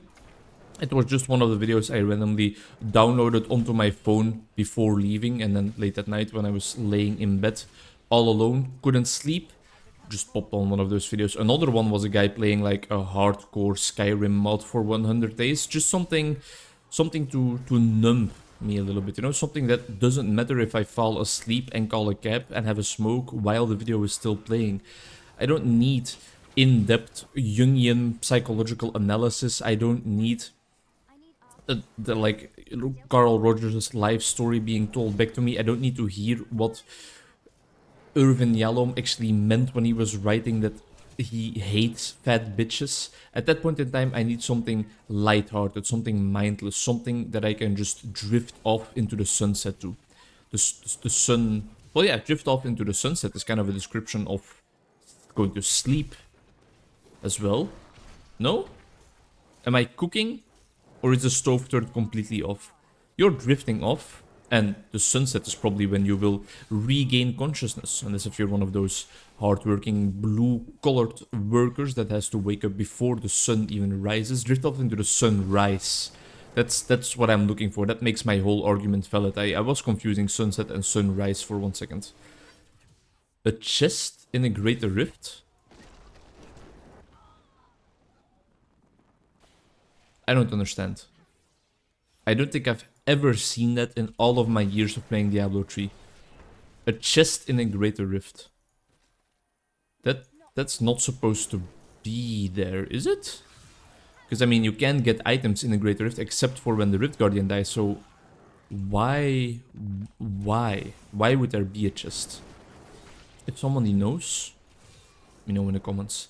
If any one of you fuckers is still present enough in this video, if you haven't drifted off into the sunset sunrise yet, to hear me say that you have to put something in the comments and you actually commented, mad respect. If so, if that's the case, comment that your dream has always been to become a carrot farmer in North Carolina. Because that's beautiful, and you should share that dream with the world. Those are the OGs, those are the real ones, the people that will comment that, you know? I'm curious to see. I'm curious to see. It will be a nice relationship It will be a nice trust test in your relationships. If you tell your partner, hey, this Onkruid guy, he's pretty cool, he's pretty funny, you should watch his entire video and tell me what you think. And you see in the comments, you see that her name, or his name, is not there, telling you that she or he wants to become a carrot farmer in North Carolina. You know that person is a walking red flag and you need to get out of that relationship as soon as possible. They are not watching the full Onkruid video, even though you said it was a nice video. You know, just run away. Run away and don't look back. You deserve a lot better. You deserve somebody that does want to become a carrot farmer with you. Because be honest towards yourself, right? If you can't even trust your partner in terms of like watching an Onkruid video, how can you trust them watching over the harvest? How can you trust them for 1 second making sure that the carrots are thriving, are doing nicely, are enjoying themselves, are actually just vibing out there in the field? If that person is not even watching an Onkruid video, she's not gonna sow the right seeds. He's not gonna be there and sing a lullaby to the carrots to wish them good night. He's not gonna kiss every individual carrot right on the forehead before night sets, before he drifts off into the sunset sunrise, you know? Get somebody reliable. Get someone old. Get an old faithful, you know? And I'm not talking about hand jobs even. I'm talking about a partner that you can trust with the carrots.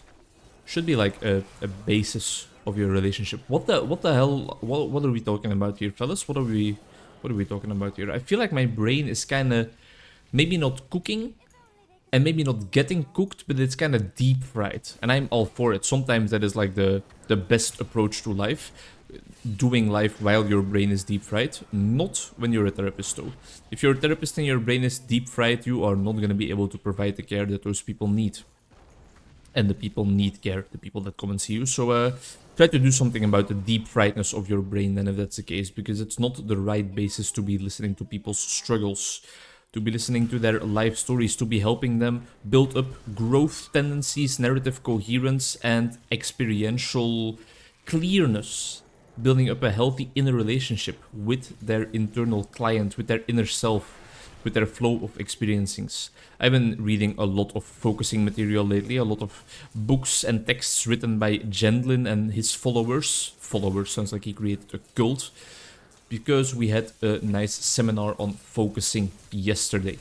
After the seminar, we had a very, very pleasant, enjoyable, calm, soothing cheese and wine evening together with the homies, together with the people from my therapy education. It was a blast. It was so fun. We also did it on the terrace of one of my favorite bars. No, my favorite bar in Leuven, in the city I live in, and the city we have our therapist education in. So that was like a nice additional bonus, because I don't get to be there as often anymore lately. The agenda is busy. Normally the moment I would go there was Monday after work, but they are closed on Monday right now. You're my Chick-fil-A. No, that's closed on Sunday, right? Then getting my Kanye lyrics mixed up. Mixed up. That's the word I'm looking for. Mixed up. We've been getting some nice pylon action these last couple of rifts. Really made them quite the breeze. And that's okay. That's very much warranted, because I don't have all the time in the world. So if the rifts could be a little bit benevolent towards us, could be a little bit light-hearted and understanding towards the struggles that we are facing in terms of time constraints, then by all means, thank you Diablo, thank you Blizzard, thank you Mr. Riftman. Easy enough. Another one of those, two even, of the red beams because of the gems. Making sure that I am still on my tippy toes, looking whether those are not primal ancient legendary items or not. And the answer is no. No, they were not. No, they never are. We are here for eternity. We will actually, funnily enough, never find the primal ancient legendary item, and this video will go on until the end of days, until the end of time, until the heat death of the universe consumes us all. Aren't we all waiting for that day? Oh, it's gonna be such a lovely day. The sun will be shining, I'll tell you that much. Well, maybe not. Maybe the sun explodes, and that is the heat death of the universe. That's the end of all things as we know it. I think this REM band was singing a nice little song about that once upon a time. Earlier today I discovered a very nice punk band. Bad Nerves, I think the name was. I've kind of forgotten already, but I know that I listened to a large part of their discography, like 10 songs in a row, and every single song was just a straight banger. Some very nice energetic vibes, the type of punk music I really love. Not necessarily as feel good as something as Idols.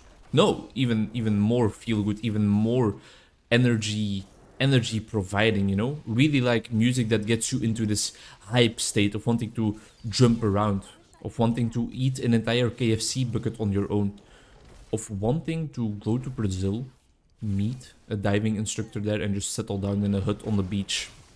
Let him pound your snatch every single evening. Okay, Vincent, tone the old brain down a little bit. Gonna spend the rest of the day with my university, not my university, with my high school friends. We have reunions sometimes, and today is one of those days, but it's gonna be nice, chill, short. It's not gonna be, it's not gonna be something too crazy, and I'm looking forward to that, because I would love to have the rest of my day spent calmly.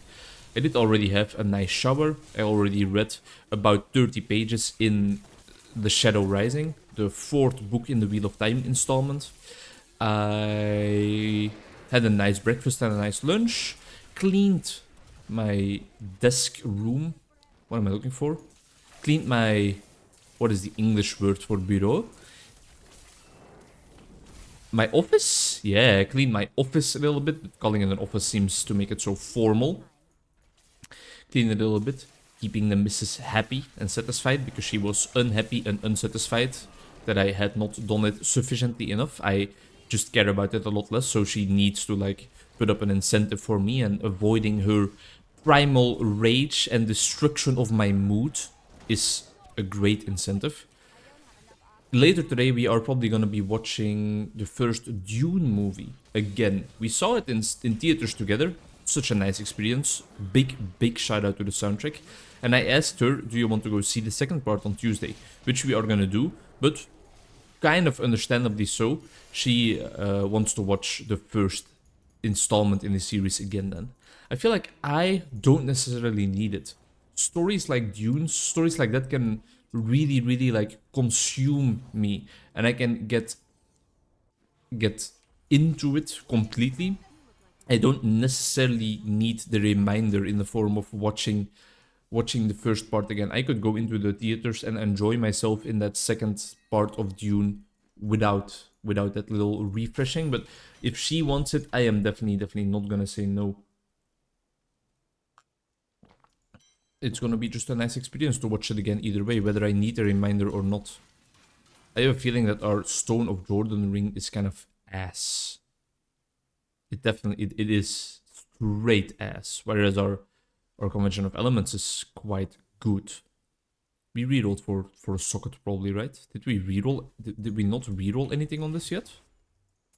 Ooh. Ooh. Alright. Can't help but notice that we also got this guy, which has higher damage and higher toughness and higher recovery. Let's get some meteor damage up on this bad boy. Energy Twister, you are out of here.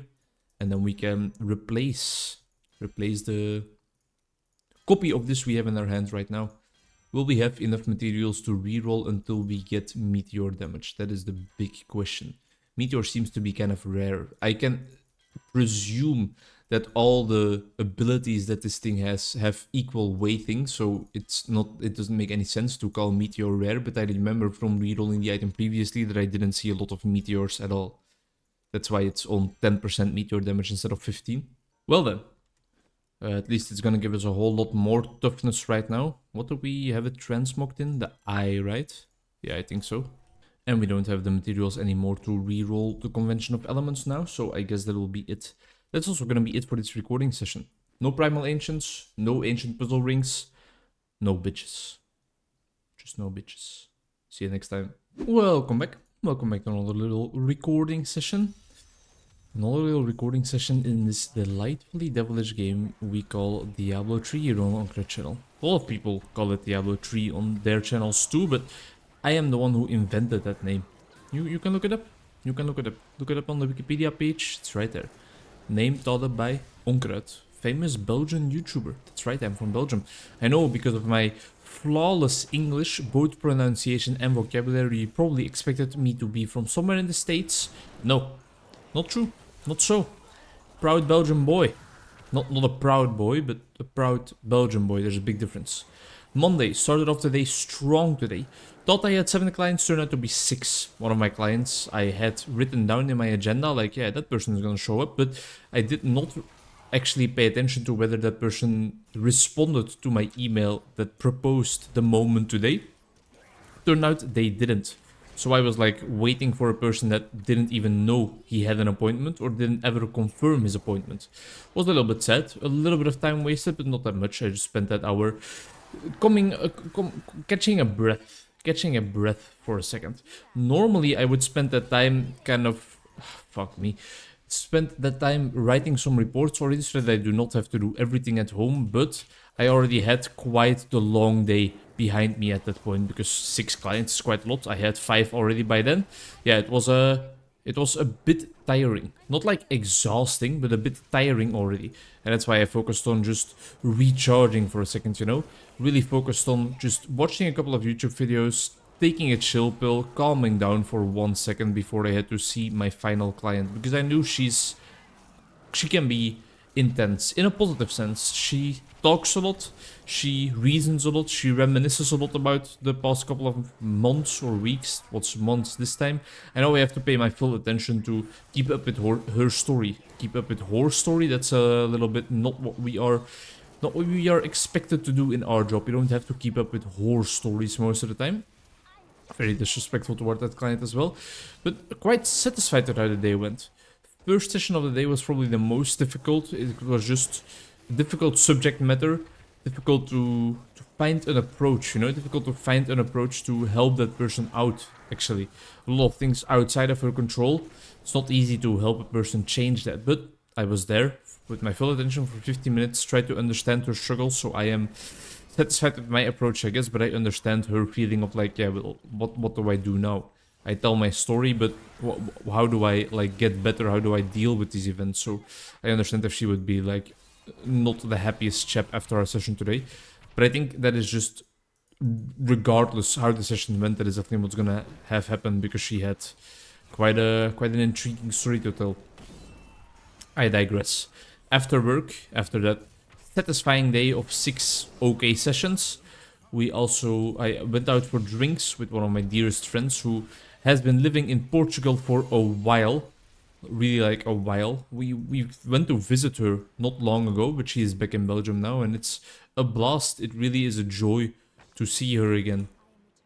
If that failed 4 times, I would have cried. 3 times, that still brings a tear to my eye. Not like full-blown crying, but there are some tears there. We're still looking for an ancient legendary puzzle ring. Let's do some normal rifts for a second. We probably have like, yeah, we have enough greater rift keystones to last us the rest of the season probably, but I just for some reason feel like collecting some normal rift dopamine. Who knows, maybe one of these chests will contain the item that immediately ends our video. It's come to a point where I'm still enjoying, I'm still looking forward to this, but it can end, you know? It slowly but surely, the time has come that I think like, yeah, this can slowly but surely die down, die out. The item we're looking for is of course not that ancient puzzle ring, but it is any form of ancient primal ancient legendary. It's something we are looking forward to. It's something we have been looking for a while by now, and something we will keep looking for until we find it, because only then the video ends. I didn't expect it to go on for this long. I'm all for it. I'm all for it, rather. It's quite interesting to test my rambling skills to this extent. Like, really almost producing more than a movie's worth of monologue. And luckily enough, the monologue can be shitty. Shitty, inconsistent, insignificant, filled with absolute hot, steaming trash and garbage, and you guys won't even bat an eye. You're here for everything, you dirty little dogs, huh? Dirty little Onkruid appreciation doggies. Just listening to whatever I have to say without spite, without remorse, without even a doubt in your mind that you could be spending your time on something better. Most of you have probably had that doubt, especially by now, after like, I don't know, 4 hours. You could have like studied an entire university course, gotten your driver's license, cooked up a nice little omelette, took a deep sea diving class from that beautiful, beautiful fella on the beach in Brazil. You could have done so much with your life, man, and yet here you are. And I love you for it. I love you for it. Thank you for having no aspirations whatsoever and just spending your time on the YouTube website. Brings a tear to my eye, joy to my life, and a small to medium-sized erection to my crotch area. Too far maybe. Even in normal lifts I die, and I spawn 2 grades apparently. This is a normal rift, right? Yeah, I think it is. Maybe not move into the electricity right when we respawn. That's probably gonna help us out not dying immediately. This evening is just going to be filled up with me playing a little bit of Diablo, playing a League game together with my nephew. I'm not going to say that I have gotten back into League or anything, but we played one game together in the bot lane, and I must say I enjoyed myself a little bit. Potentially just because we won. Very much possibility, but I don't think so. I just really enjoy the laning phase and outplaying people there. More often than not, that doesn't mean that you win the game, because the rest of your team has to like perform a little bit. But yeah, it was a blast to play it again. I had some fun. Normally I am a Heroes of the Storm, Heroes of the Storm enjoyer. Dabbled in the League of Legends, a little bit again. Not remorseful. Not filled with spite. Not filled with regret. It was fine. And I'm glad that I was gonna say satisfy my nephew. Sounds a little bit nasty. A little bit though. Sounds only a little bit nasty. But I'm glad that I could like join him on his League endeavors, because I know that he probably plays that game. Still, he prefers that game over Heroes of the Storm still. Even though Heroes of the Storm is clearly like the superior game. But I'm not here to start feuds, let alone family feuds. I'm here to have some fun. Fun, not fun. Fun with an O. That's a new writing. A lot of shield pylons, but no ancient primal items. Maybe this guy? This guy will drop it right here. The Man Carver. Isn't that like the new Man Shape tool? I remembered equipping the shoulders this time, so now we no longer need to worry about repairing our items. That's a nice little bonus to our quality of life. Doesn't make any immediate gameplay changes or anything, but it's just something less to focus on. And sometimes that is nice. Sometimes you want to give your mind a little bit of rest and you don't want it to have to focus continuously, especially after an entire day of working already. With that friend that I had drinks with, we were making some crazy plans. I have this idea that I want to get into like long hikes. The craziest idea I have right now is walking to Paris, which is gonna take like an entire week. So I'll start on a bit of a slower scale. It's probably gonna take a bit more than 1 week. I'll start on a bit of a slower scale. Walking home, walking to my parents' house from where I live. It is like 40 kilometers, something like that. I think that is achievable. I thought for 1 second I could just do it randomly without practicing. Rethought that thought already, because I think that is probably just dangerous for my physique. I need to make sure that I have at least a little bit of practice in there instead of just being cocky and trying to traverse half of Belgium without any practice at all. It's not literally half of Belgium, but sometimes here on Onkruid channel we over-exaggerate things for comedic effect. Just a little heads up. Don't get it twisted. It's not always, we're not always spitting straight facts. Sometimes they're like a little crooked. They're a little bent sideways to produce some goofs, gaffs and laughs all around. Either way, I digress. We are already making some like specific plans, looking for a date. And I told her as well, like, you know, maybe we are overestimating our capacities a little bit and we should make sure that we have some practice time before we actually head into this adventure. Oh, I for sure thought that would drop a Primal Ancient Legendary, so many items. This is probably like one of the longest try streaks I've had in Diablo in general. Not only on camera, but I think off camera too, or at least it feels like it. It's a cool little part of life, I think, just like these very long hikes.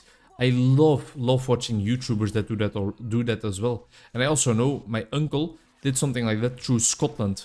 He traversed Scotland from bed and breakfast to bed and breakfast while his gear, his clothes and stuff was being transported by an external agency. That seems like such a nice experience, but I guess I want to practice a little bit first before I endeavor in such things, because I wouldn't want to spend my money on that service and not be able to finish the hike or to not have a good time in the hike. I think my condition is, it's a bit past its peak. Like, not that I think that I will never achieve my peak again, but I think when I ran 100 kilometers in the month of October a year ago, that was probably when my physical condition was at peak capacity, at its peak form, because I ran almost every day for 5 kilometers. I think that really made quite a big difference. Right now, I'm in shape, but not to the greatest capacity. I don't have Northernline's calves after his daily peloton ride or something, I think. Yeah, I think I need a lot of practice to actually achieve his level of beefiness. But I'm not completely like fat and not in shape, you know? It's balanced. Balanced as all things should be, as my good friend Lord Voldemort said, the main opponent of Katniss Everdeen in the Hunger Games. Spent a little bit of time applying some rerolls, nothing too crazy, but maybe it'll help us out a little bit. A little bit more damage, a little bit more defensive capacities. Both were applied. I love walking. I love walking in nature. I even love walking through Leuven, through the city sometimes. When I'm on vacation, I literally, you could catch me, you could drop me off in a random village or city, and I could spend an entire day just walking around there. I would not get bored. Give me a book in my bag so that I can sometimes sit down a little bit at a local bar or something, or at a coffee place and read a bit, and then just let me walk again after that. I will be a happy little bloke. You will not see me, or hear me rather, complain for 1 second. I love the slow pace walking has, but how you can increase your pace if you want to get somewhere quicker. I love how it gives you time to look around. I love how it gives you time to encounter other individuals and really encounter them. When you're in a car, when you're on your bike, you're never gonna have the time to really get into like some social contact. When you're walking though, man, You have all the time in the world. You could both stop, you could give each other a little hug, you could give each other a hot little blowjob, you could just wave at each other. The possibilities are endless, you know? That's something you can't do while riding a bike. You can't put another person's penis in your mouth. It's not gonna work out. I tried. Trust me. Source. Dude, just trust me. Source. Personal experience. Source. New York Times. Look it up. Don't believe what the media doesn't want you to see. And all of that goodness. Gonna maybe potentially watch Dune 2 in cinemas tomorrow. Really looking forward to seeing that film. Why is it potentially tomorrow? My girlfriend has some school work she has to attend to, and that does of course take priority. She is on this crazy mindset of like, yeah, but it would be so stupid to postpone her date, but that is just insane because I know how much she has been stressing for school, so introducing more stress just to see the, well, I thought we were there for a second, to see the movie tomorrow, that's crazy. That makes no sense at all, and I will reprimand her forever for even trying to suggest that option. It's not true, but I'm definitely gonna lobby for us to just postpone the movie date because it's bonkers. Some people think I'm bonkers, some people think I'm free, but what she is doing, that is just straight up bonkers. You can't even, Dizzy Rascal can't even turn that into a song, you know? It's just, it's too crazy. The movie is gonna exist for eternity until the heat death of the universe, which we already talked about. But her task, her deadline really is like this week. So it makes no sense. It makes no goddamn sense. How do I reach these kids, man? How do you communicate with women? Tell me, somebody, just give me a sign, give me a hint. Somebody help me out here, please. What's a man gonna do to get some support? Just checked Facebook to see if I had a message from my nephew to play League, and I saw one of the most deranged things I saw today. A girl recording her boyfriend and counting his drinks while they were on an all-inclusive vacation. And that guy literally just like throughout the span of one day of just sitting at the pool, on the beach, sitting in the pool and dancing a little bit, he just slammed like legitimately 10 beers and 8 cocktails. Homie, are you like okay? That man clearly doesn't enjoy walking vacations, he enjoys stumbling vacations. How can you enjoy your vacation while you're getting so drunk? It's something I will never understand, I think. It's something we all also talked about when we were headed over to Portugal, me and the buddy I was traveling with. Like, sure, we'll drink some alcohol maybe. We drank like 2 Aperol Spritzes throughout the entire week, which they were delicious.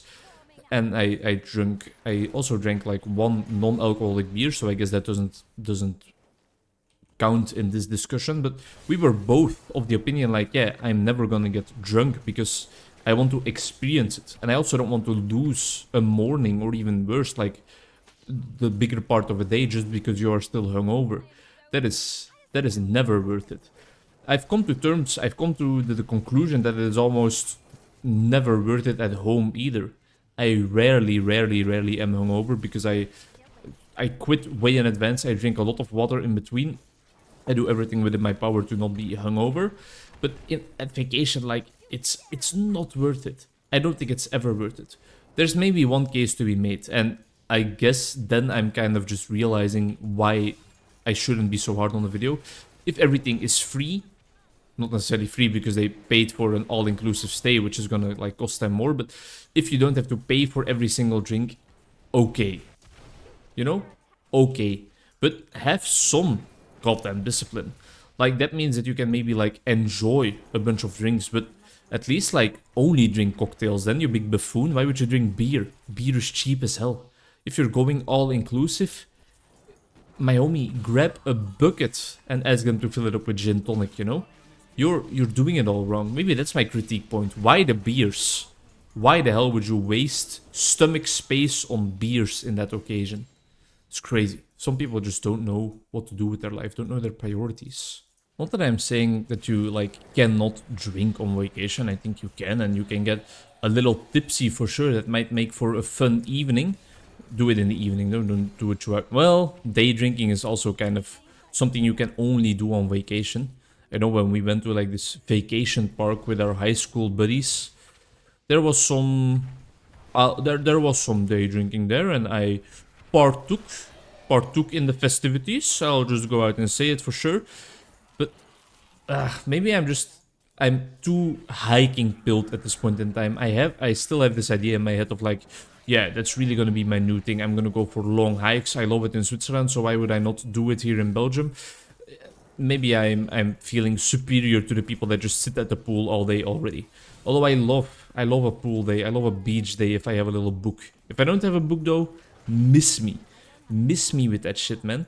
I will just get burned up to a crisp, look like a burned chicken nugget, and I will not still love myself. It's not gonna be a fun time for me. It's not gonna be a hoot. It's not gonna be a blast. If I have a book there though, by all means, just roast me like the baked potato I am. As long as I consume pages in the meantime, you can have me. Ra, son of the god, right there. Yeah, son of the god, not god of the sun, son of the god. You can just have me. You can consume me. Just don't take my book from me. That is my philosophy in life. And if you want to subscribe to it, you can join the Onkruid cult. It's only $4.99 a month. And all you need to do is succumb your soul to literary goodness. You know? At page 130 of The Shadow Rising, The Wheel of Time. Enjoyable so far. It's nice to get more of Rand al'Thor in the story again. The kind of main protagonist, I guess. Spoiler alert, by the way. Some people say that before the spoiler, I say it after the spoiler. Kind of the main protagonist in a way. And it's fun to be with him again, but I feel like he has... And of course he has, because of what is happening to him and what he is becoming. But he has changed a lot already. Like, rapidly throughout the span of 3 books. He is not that innocent farm boy anymore that jokes about women and laughs with his friends. And I appreciate it. I appreciate his seriousness, but it takes some getting used to. Just kill me. I'll just go back to town like that. No, you're not killing me? Okay. In that case, I will town portal right here. You're a piece of shit. You're officially like... You're on my blacklist. You're not invited to my birthday party. Don't shoot your arrow. Oh, fuck this. What if I actually just reset this... and invest like 30 points into vitality? How much health does change? That is not a lot of health in the slightest. Does it also change your regeneration? I'll check it out. I'll see how survivable I am at this point in time. But I'm dying a little bit too often. You know, it doesn't make the gameplay as enjoyable. I know I should be proccing the explosive blast as like another way of gaining defensive stacks, but it doesn't often work that well. I feel like we are still doing an equal amount of damage. Maybe the elites will provide us with a different source or different data point of information, but for now, this seems to be a-okay. And if it's a-okay, well then every piece of defensiveness will probably help, right? Even if it's only a couple of health points, it'll still make some difference. Or do I not have... Oh. Wait. This is just like legitimately the wrong offhand, isn't it? Right? Yeah, this can be the right offhand for the Rift version of this build. What's going on? It is just this one. Well, that maybe changes up things a bit. I guess it doesn't, really. Because we don't often, like, use... We don't often use the explosive blast part of the build, but now at least we can try to use it again, because I know it's important for our defensive capacities. Yeah, now it's stacking up. Okay, we could stand in there for a second. That's a good sign. Little pool of reflection never hurt nobody. Let's try and stack this up, actually. But if all the enemies around us would be as kind as to not die as quickly, then we could try and focus on that a little bit more. All the enemies are dying too quickly. There we go. Some nice stacks. Okay, the shield pylon is like gonna make everything we were doing useless. Or wasted time. Not necessarily useless. We were exploring. We were expanding our knowledge. We were learning a little bit more about Diablo and about our build. Shield pylon is a bit of a better source of survivability though. it can happen at any time, you know? Any of these items that make a little plinging noise could be the the the end point, could be the atomic bomb dropped on this video that makes it end immediately. Maybe a bit like inconsiderate to use atomic bomb as a verbal wordplay. I don't know what other types of wordplay there are except for verbal wordplays. I digress. But I don't want to disrespect people suffering from or that have suffered from the effects of something as devastating as an atomic bomb. Should see Oppenheimer sometime too. I know the movie like gathered a lot of attention, and probably rightfully so. Even if it is just to get turned on by Cillian Murphy, I definitely want to see that movie. I think it's well written. I saw a random video yesterday about Cillian Murphy showing the 60 minutes guys, or 60 seconds, I don't know, 60 minutes probably, showing the 60 minutes guys like his copy of the script that he received from Christopher Nolan. And it was completely printed on red paper. Made it impossibly hard to read, but it is apparently so that they cannot copy the script. And that's cool. That's a cool little detail.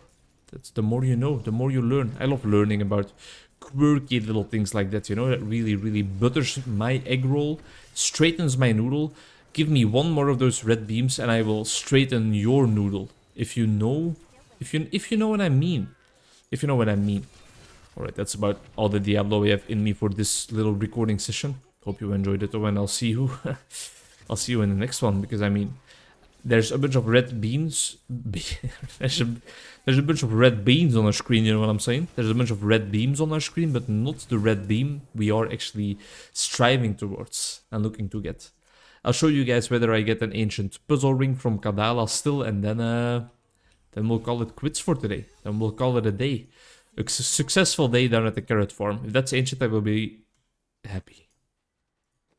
I'm not happy. Bye. Honey, it's time to play Diablo 3 for half an hour again. Yes, dear. Yes, dear. Fine. I'm here. Welcome. Welcome back to another recording session. Not feeling under the weather. That's not the description I would use. Maybe not feeling in like the best motivational state to record right now. Had a busy day. Busy mostly with positive things, with energy delivering things. That was completely my bad. Moved into the explosion there. With things that give me energy. So very nice. But right now at the end of the day, had a lot of responsibilities to take care of still. A bit of stuff from my education, from my therapy education, a bit of stuff also for just my work tomorrow. I had to like prepare the conversations that I need to have tomorrow, and there is 9 clients on the docket. 9 is also the German word I would use if somebody would ask, would you recommend having 9 clients on one day?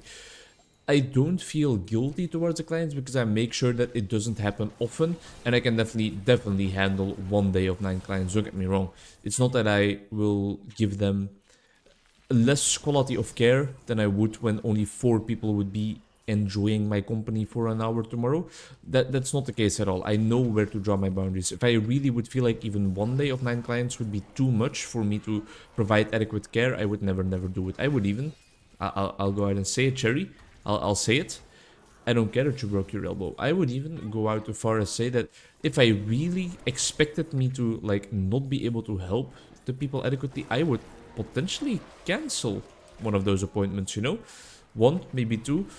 It would be a devilishly hard decision to think about like which appointment I would then cancel. The immediate thing that comes to mind is like the one latest at night probably. But it could also be one like in the middle of the day to introduce a bit more of a break into my day. We have not died in this rift so far. Maybe we have unlocked the keys to the kingdom. I'm also just trying to stack up my explosion stacks in a nice manner. And this rift floor, this rift configuration is helping us out tremendously on that front. But yeah, I guess maybe just like the latest appointment that makes the most sense, I think. But it's kind of hard to even think about that because it feels wrong. That person is counting on my help too, and well, if you word it like that, it doesn't sound weird at all, because that person is counting on my help. I want to give that person my help. I can't give that person my help if I need to help him or her in a state that I don't feel comfortable helping people in. If that makes any sense. I think I'm rambling a bit, but I think there's like a a layer of truth and of actual basedness underneath all of the ramble jamble. I think there's something to it. There's something to what I am trying to explain here. What are my plans for the rest of the evening? Nothing much.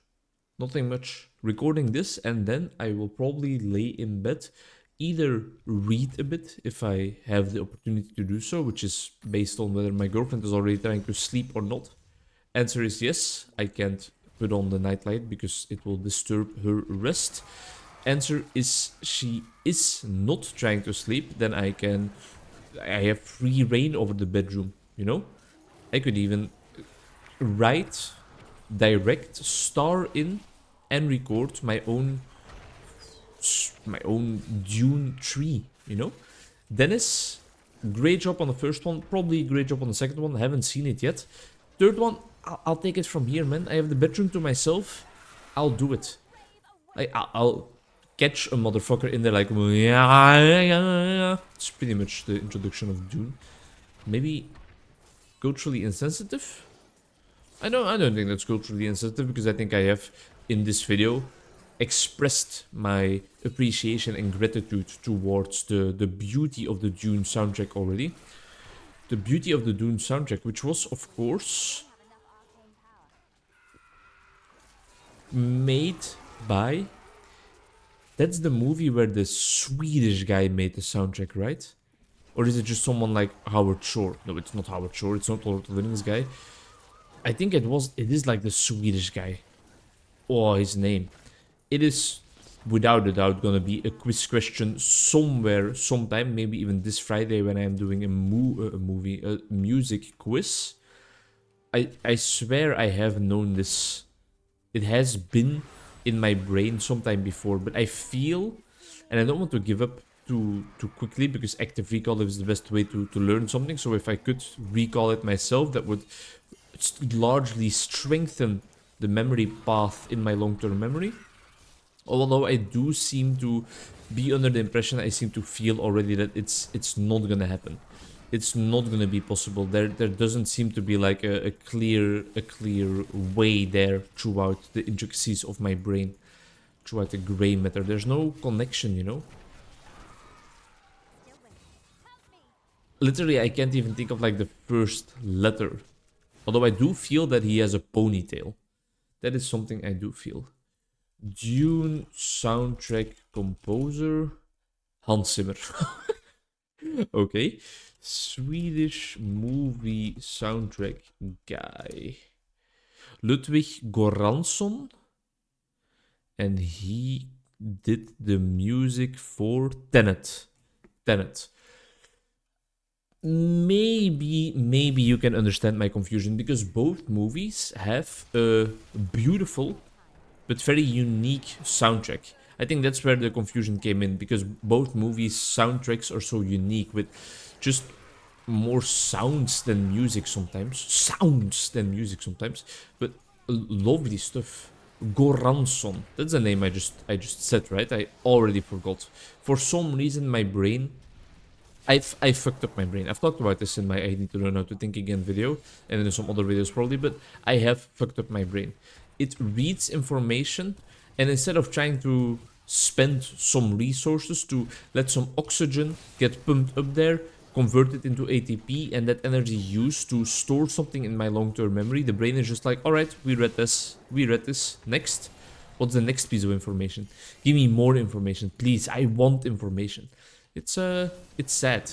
Especially if you're a person like me who loves going to trivia nights and quizzes as a hobby, because, well, the information doesn't really stick. Even the information that I see on those quizzes sometimes just gets thrown out of my head, and I hate my head for it. I think it was also elicited a little bit, or I built up that manner, that way of constructing knowledge networks in my brain from like the university context I was in for so long.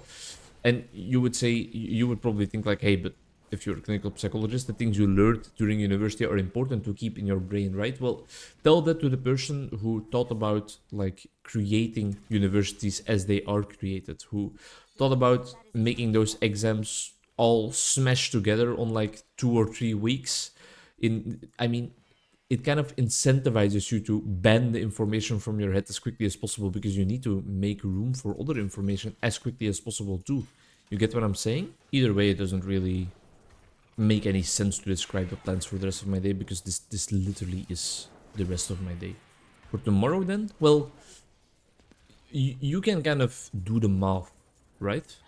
You can do the math, however you want to pronounce it incorrectly. If I have 9 clients, that is 9 times 50 minutes, but it's in reality like an hour. 9 times an hour. Imagine I wake up at 7. Imagine I go to sleep at 23 o'clock, at 11 in the evening.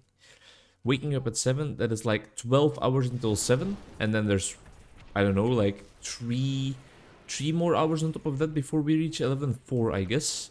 So 16 hours. If 9 of those are spent working, what the hell am I talking about? Either way, what I'm trying to say is there's not going to be much else to my day except for working tomorrow.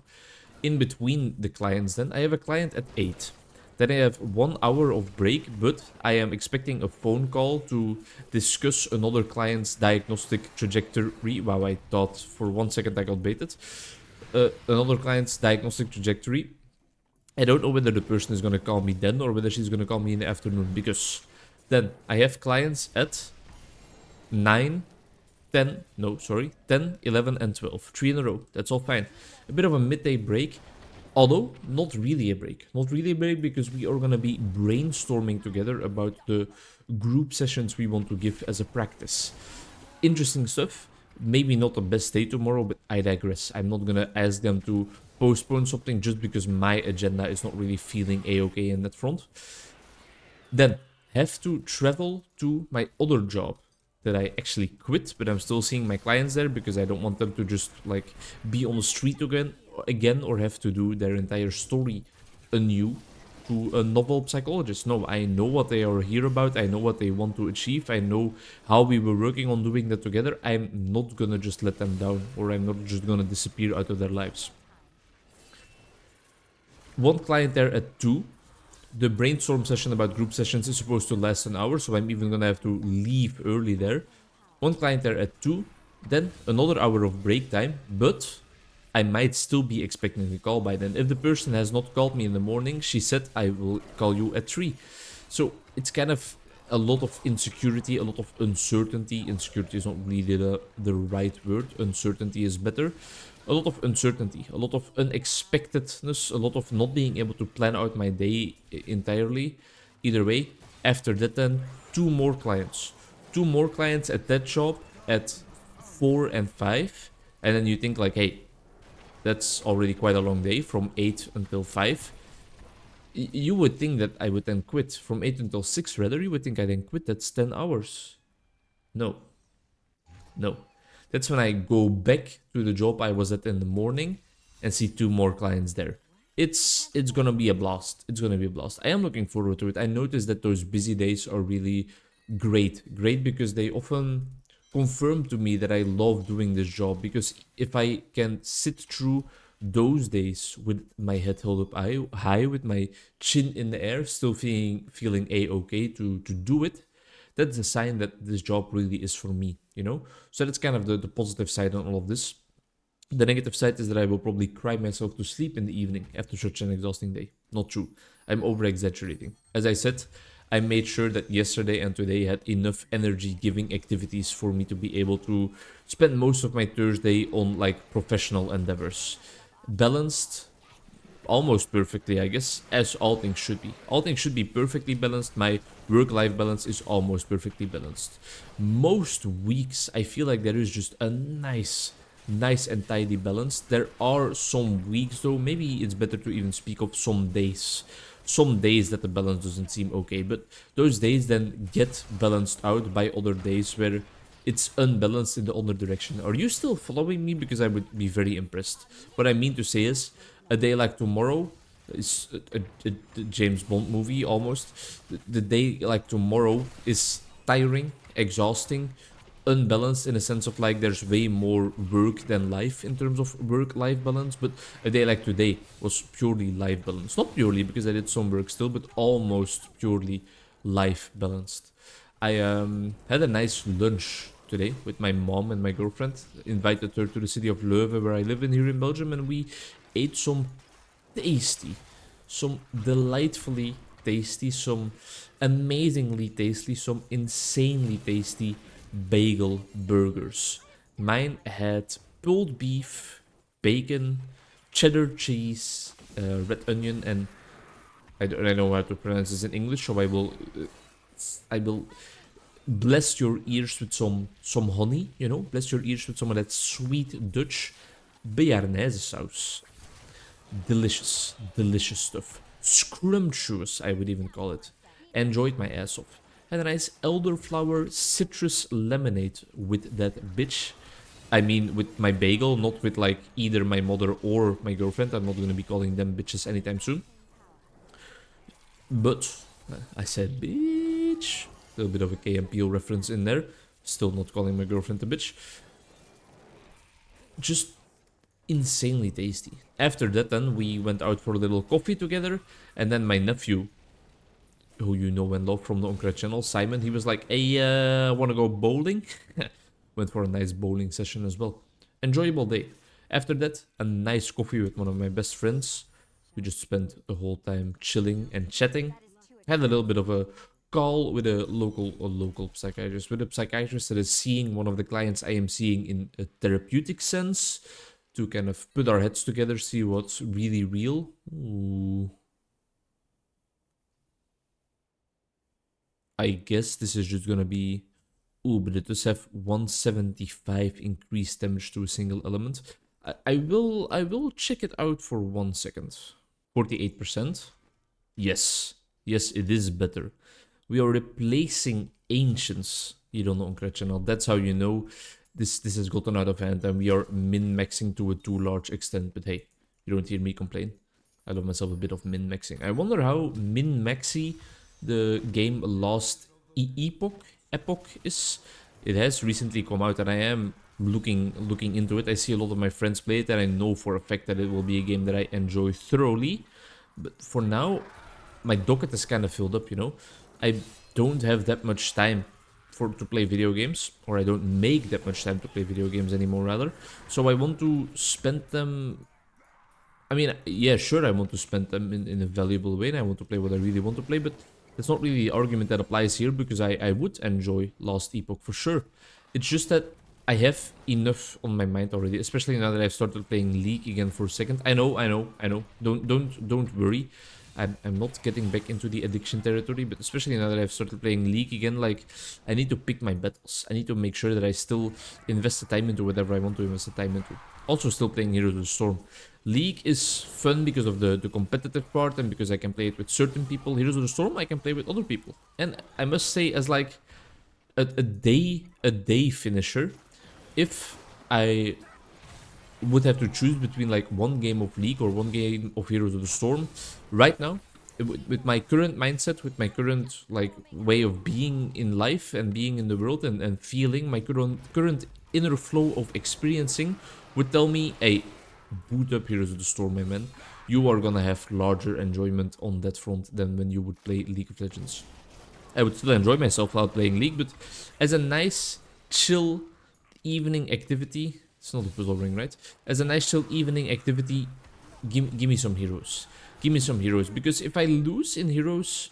I don't get mad when losing in League, not anymore. But I feel a little bit more negative vibes, I think, compared to losing in Heroes of the Storm. It's just like, yeah, okay, fine, we lost.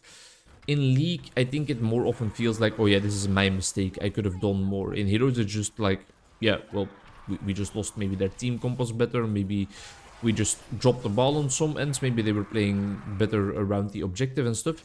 In League, sometimes it's just like, okay, I fed my laner, my enemy laner, and now he is running rampant throughout the entire friendly team. Or, even worse, even more frustrating, really making you sad sometimes, is like, someone in my team fed their... What the fuck is your problem? I guess he snapped over to us. Someone in our team fed their lane opponent to the extent that it's no use. The game is over already. I can't do anything about it. That's the worst feeling, you know? Not that I'm a constant team blamer, but sometimes it's just the truth, you know? Sometimes it's Stone Cold Steve Austin's truth. You guys are probably growing tired of seeing me clear out a regular rift because you know that greater rifts have a larger chance of dropping a primal ancient legendary because they just drop better loot in general, but I'm still in the rift vibe and I feel like it's a little bit more mindless and brainless than a greater rift would be at this point in time, emphasized by the fact that we are dying a lot less often. You know what else I want to emphasize? I want to emphasize the fact that that's karma. I want to emphasize the fact that I am really looking forward to seeing what my buddy Krogrin is getting up to. Whenever this video comes out, I have no idea what timeline we will be in, what will have happened by then, but he informed me that he installed Open Broadcaster software again, OBS, the software I use to record my videos, and I think a lot of people use to record their videos or stream. I don't know what he is planning to do with it. I don't think he knows himself, but whatever my homie does is something I am interested in, for sure. He has this talent to make everything. He has a touch of gold, you know. He is like Midas. He is like the Greek mythology figure that turned everything into gold by touching it. That's exactly what my buddy Croden is like. Oh, he wants to get into digital art. Man's creating masterpieces left and right. Oh, he wants to get into music production. Caliber is probably already signing him to his record label before his first EP is fully released. Oh, he wants to try photography. Fucking Josh Peter Reginald McKinnon. What the hell is that guy's name? The YouTube photographer guy. It's McKinnon at the end, right? That's the only thing I knew. McKinnon or something like that. Peter McKinnon. I don't know why I thought he had 20 names, but Peter McKinnon, I think that's one of the more famous photography YouTubers, is already commenting on his videos to tell them, like, hey, what presets do you use? What camera is this? I want to fly you over to fucking Australia. Do I know where Peter McKinnon lives? Do I look like I am the type of guy that knows where Peter McKinnon lives? Either way, my point is, he has some talent. He has some talent. Disregarding like what you are talking about, you can already talk about his talent, if that makes any sense. Like, it could literally be whatever. It could be whatever endeavor you can think about. My homie Krogrin will put his teeth in it. He will be like, hum, and he will not let go until he finds out how to do something efficiently, proficiently, until he can make something nice out of it. Until he can roll it up in a nice blanket and kiss it a good night. Maybe you should try rolling it up in a blanket and kissing it good night. Get that reference 84 respect points because it's just like out of a random Game Grumps episode that a bunch of people will never have seen. If you don't know Game Grumps, you're definitely not gonna know that reference. Even if you don't know Game Grumps, I think you might have seen some other stuff, especially the clip of Aaron like having this big piece of plastic in his mouth that pries his mouth open a little bit and then just feeding him all types of different candy and sweets and stuff like that. That clip has made rounds already. That clip has gone a little viral, I presume. I've seen it on Reddit a bunch of times. I've used it in non-Game Grump related videos myself. And if I use it, then of course it's a viral video because I mean, I'm the most famous YouTuber out there. Alright, well, not necessarily half an hour, but I feel my voice getting a bit rispy.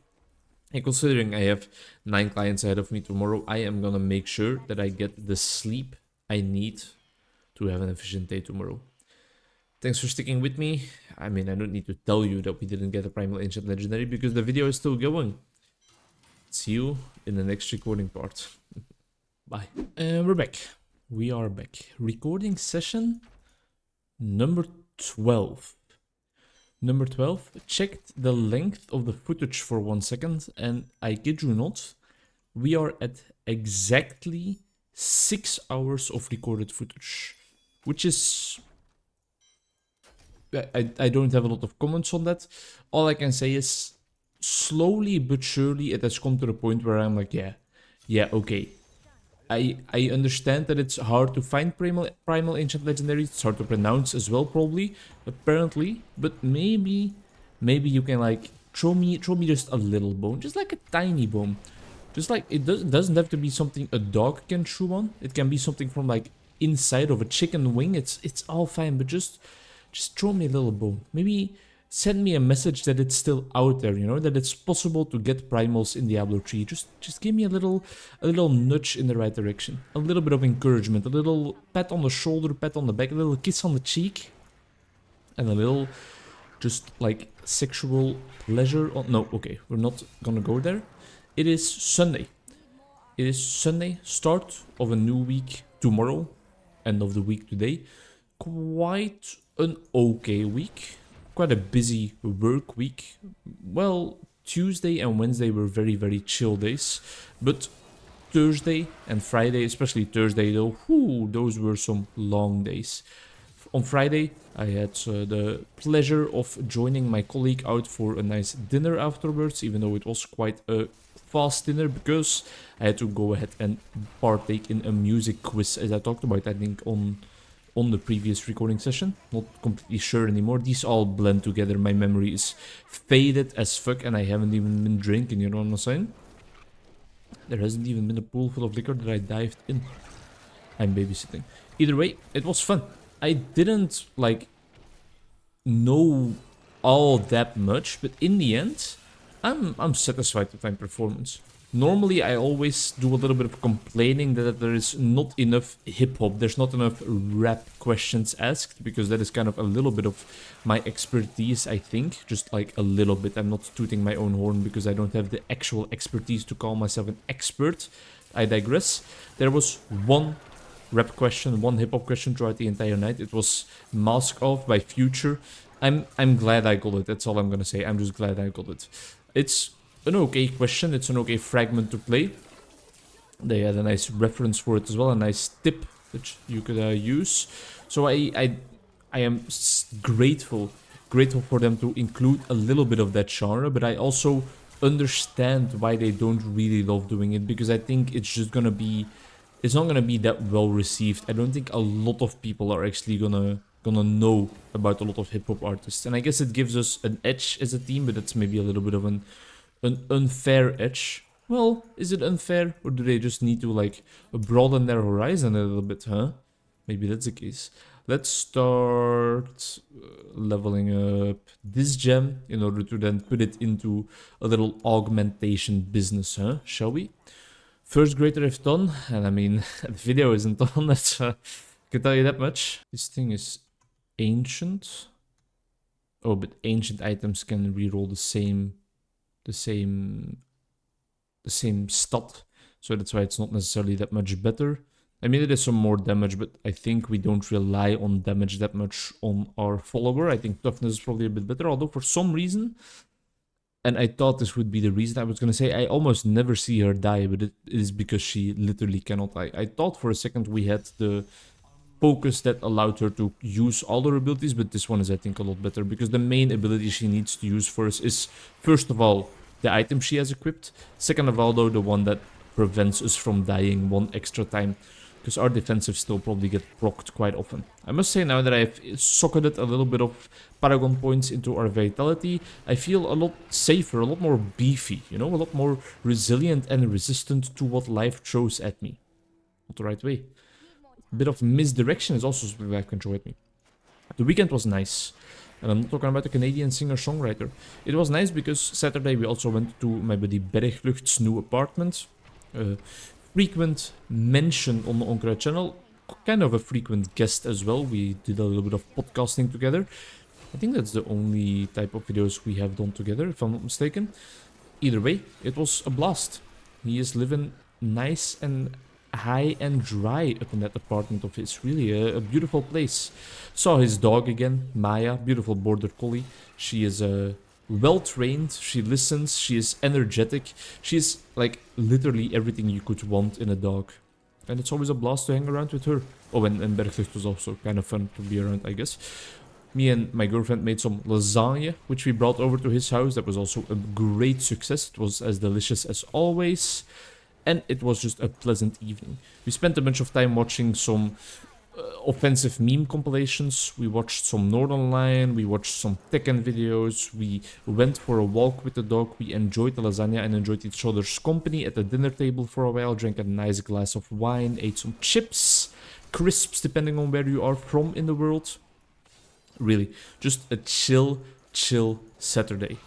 No expectations. Oh, I also played a little bit of Balatro on his computer while he was going to the store with my girlfriend. Probably fucking her, I can imagine, but at least I got to play Balatro. And that was a blast as well. I played the demo version like once or twice, one time on camera. I'm a bit doubtful, a bit hesitant on buying the full version. I know I love the game, but I think I am getting my itch scratched by just watching Northernlion play it. I don't necessarily think I need to buy it myself to really get the full enjoyment out of the game, which might sound crazy to some people, but that just shows you how much I love my buddy Ryan Letourneau and all of his commentary antics.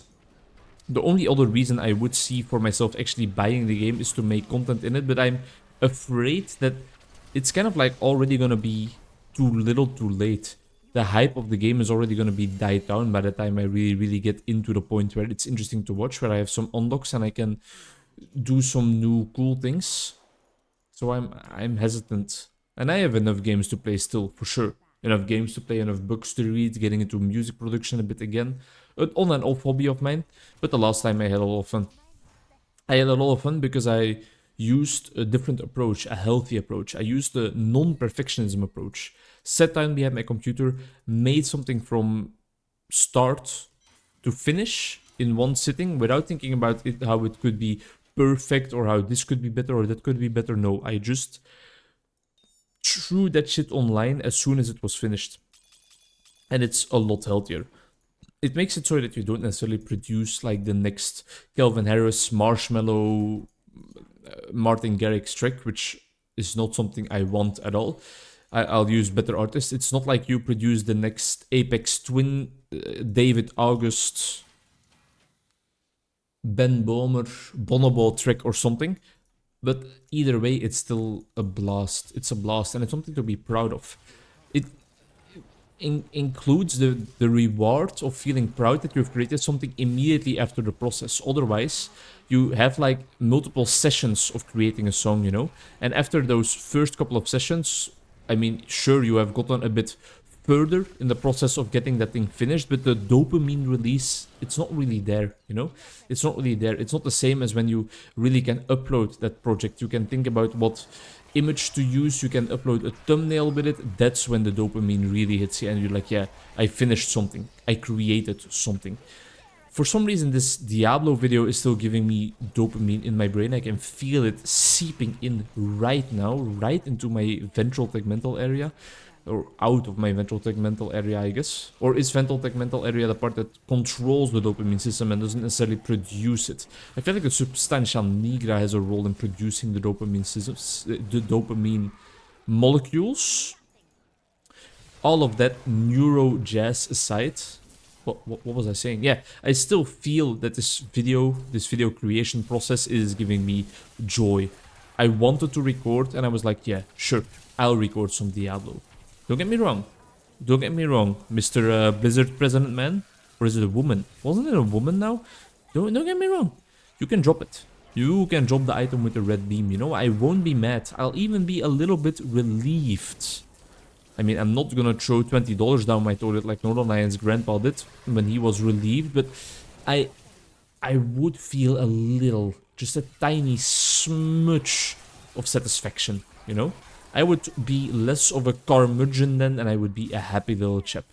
Did I use that word correctly? I feel like I discovered that word somewhere, maybe even in a video already, and it was like a word for an old, grumpy man. It might be completely mistaken by me, but I'm not gonna take it back, you know? It's out there, you can laugh at it, you can laugh at my expense, I give you the permission, and especially because I give you the permission, I hope that that kind of takes away your power, you big bully, huh? I don't mind you laughing at me, you know? So, laugh all you want, I'm stronger than that. I am just a better human, so you can laugh at me. I am bigger, I am larger, I am inevitable.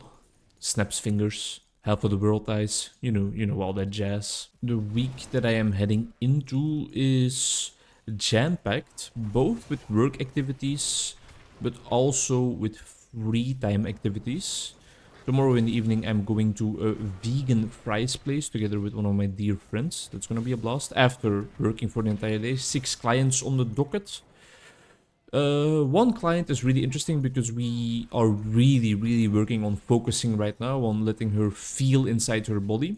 She wants to get better at it because she is becoming a therapist herself, and it's very interesting to guide her through that process to the best of my knowledge.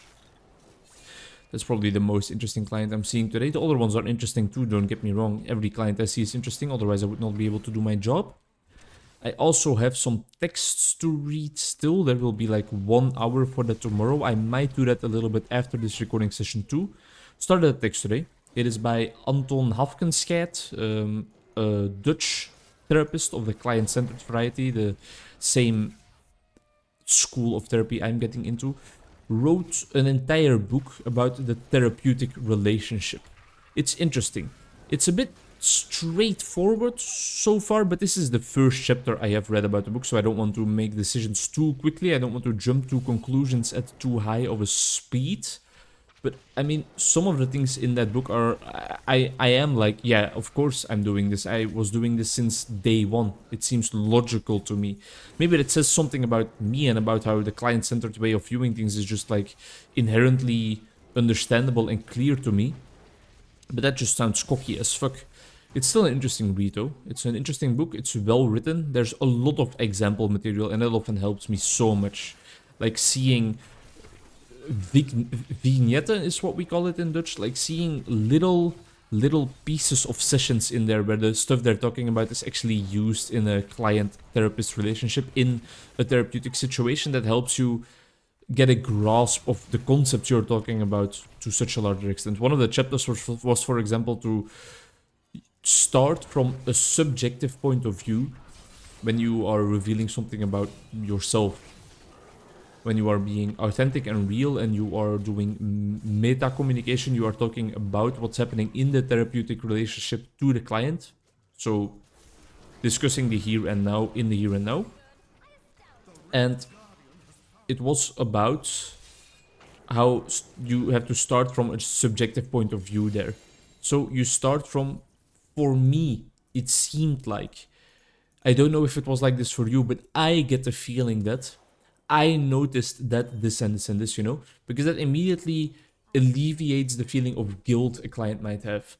If you just tell them like, you're boring me today, well, they are gonna just not have a field day. They're gonna have the opposite of a field day. If you tell them, I want to quickly run something by you. I don't know what it is exactly, but for me, it feels like today I can keep my attention with you a bit less clearly than other times, a bit less easily than other times. Is there something you could attribute this to? It could be that I have slept poorly, it could just be that, but maybe there's something maybe you notice it yourself. That's a large difference. It might still, for some clients, feel a little bit respectless because they're paying you 70 euros to be there and you're sitting there like, oh, I might have slept not enough. Like that client would rightfully be, motherfucker, sleep enough then, you piece of shit. I can appreciate that if clients would have that honesty towards me. On the other hand, I'm only human after all. Don't put the blame on me either, Not everybody has perfect nights every single day. Maybe it was outside of my control. Maybe internal family conflict is happening. Maybe I just recently lost somebody last week and I had a bad dream about that, huh? You ignorant piece of shit. But no, you're immediately thinking that, oh, I pay you so much money. So, okay, I'm making up 4 conversations in my head at the same time and I'm not making sense anymore. What I was talking about was starting from a subjective point when you're revealing something about yourself. Revealing something about how you experience a therapeutic relationship. That is, for example, something I have been doing since the start of my therapy career. So often I tell my client like, I notice this, I maybe feel this, I feel a hint of this, and more often than not, to make it even more tentative, to make it even more like explorative and not like a certainty or the truth, I tell them like, please correct me if you feel otherwise or if you think that this is not the case, but, and then I say, I think this and this and this. And clients are so kind in their corrections. They are like, you know, I understand why you would think that. No, actually, I meant this, or actually, it feels more like this for me. And those are often the most valuable moments in therapy, when your client feels that your words are not exactly correct for what he or she is feeling, and they want to correct you to make sure that you are on the exact same page. That is one of the main goals of therapy, of client-centered therapy, to be on the exact same page and to remain there together, to make sure that you are both talking about the exact same circumstances, same feelings, same situations, same emotions, same whatever you want to call it, man, that you are just at the same wavelength for the entirety of your conversation. Looking forward to work tomorrow. I also just looked forward to the weekend, and I enjoyed the weekend, but it's not, I'm never like, yes, finally I can go. Well, not never. I'm rarely like, yes, finally I can go back to work, but I am rarely opposed to the idea. Very rarely. There are seldom days when I am really like, oh, I don't want to get into work today, or oh, damn, I don't want to see my clients today. That has happened almost never. Of course, there have been some days, but I still do it, and I put my own difficulties, struggles, whatever I'm feeling at that point aside, of course, to make sure that I have all the room in the world for my clients and for their struggles, and to listen to them, even if I don't feel like starting off the day in a positive manner. I redirect my energy to make sure I can still do my job. But it can be, you can be motivated 24/7, 7 days a week for your entire work life. Not in any job, I think. On Tuesday, I am also working, even though it's normally my free day, but I have only one client, so that is completely fine. I have to go for a run this week sometime too, but my running partner has not really responded which day she can go. But if she doesn't respond in time, I might just go for a solo run on Tuesday, or a little walk. One of those, just some physical movement. Having lunch with a colleague at noon, and then in the evening I am meeting up with 2 other colleagues, the people I went to Portugal with. Well, the colleague I went to Portugal with and the colleague that was in Portugal that we were visiting. Wednesday, I have work before noon. Afternoon is free, but I have to spend some time on other than just seeing clients work things, workshops I'm gonna give in our surf trip with the group practice. I have to spend some time on that, and then in the evening we are finally seeing Dune 2. Oh, I'm looking forward to that one so much, really so much. My buddy Berglucht has been hyping up that movie, or was hyping up that movie a lot yesterday, and I can't blame him. I am so certain that I am really gonna enjoy it. I'm also looking forward to reading those books so much, but I'm still progressing through the Wheel of Time, of course. You thought in recording session 11 up until 12 I would have read 7 of the books. You thought incorrectly. I appreciate that you think that my reading capacities are to that extent goated with the sauce, but it's just mayonnaise, man. It's not the sauce, it's just mayonnaise, I'm afraid. I have been progressing. I've been progressing to the Shadow Rising. I am at like page 210, I think, so I mean, it's fine, it's going a-okay, and in the meantime I'm reading some books and articles for school as well, so I'm still doing quite a lot of reading, but I can't finish my book that quickly, my books that quickly. A nice mix of fiction and non-fiction though, warranted, yeah, it has to happen because I need to read those texts for the therapist education, but I am grateful.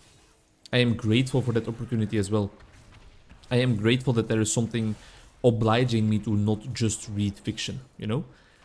It's a nice incentive to keep balance. It's not really an incentive, it's more like something that is literally like needed, or I will fail in my therapy education, and it will be $3,000, €3,000 that are just thrown into the trash.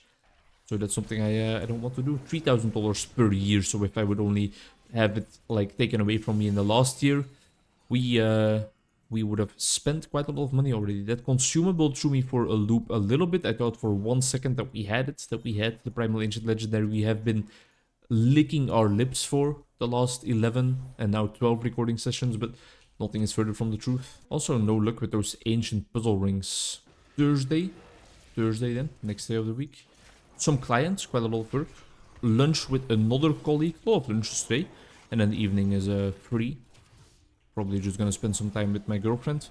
Maybe if by then we haven't done it yet, watch the final couple of episodes of One Day, but we are getting closer and closer to the end.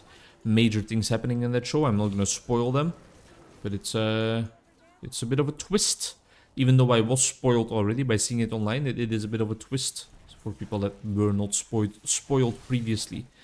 That is something that has gotten worse with the progression of the internet, right?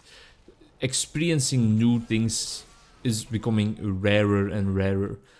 Episodes, movies, albums by all means, fucking even what else was I gonna say? Episodes, movies, albums, experiences get spoiled. You can spoil them yourself, and therefore you can also try to avoid the spoilers a little bit. For example, if you're looking to go to a museum, I mean, don't watch a YouTube video about somebody else going to that museum, of course, but other than that, sometimes it involuntarily happens. It can even happen in thumbnails of YouTube videos sometimes. One Piece is notorious for this. There are channels on the internet, channels on YouTube that really get a lot of hate because they include certain art in their thumbnails that spoils so much. Because, well, they want to have the scoop, you know? They want to be the first person reporting on whatever is leaked, whatever is theorized, whatever is discovered. But there are, of course, other people in the world that are like, I don't want to know anything about the show before the actual episode airs. I don't want to get spoiled in the smallest capacity. And even seeing, like, for example, Luffy from One Piece with a different hairstyle, of course it indicates something. Completely different animation, yeah, something big is gonna happen. And the title is often, like, insane. You won't believe what happened at the end of this arc. Blah blah blah is not dead or something like that. Man, that can really, like, that can disturb your enjoyment of the show a bunch, I can imagine. I try to steer clear of spoilers most of the time, and I try to not give a lot of spoilers on the Onkruid channel. If I do it, I try to give a spoiler warning, fair and square, beforehand.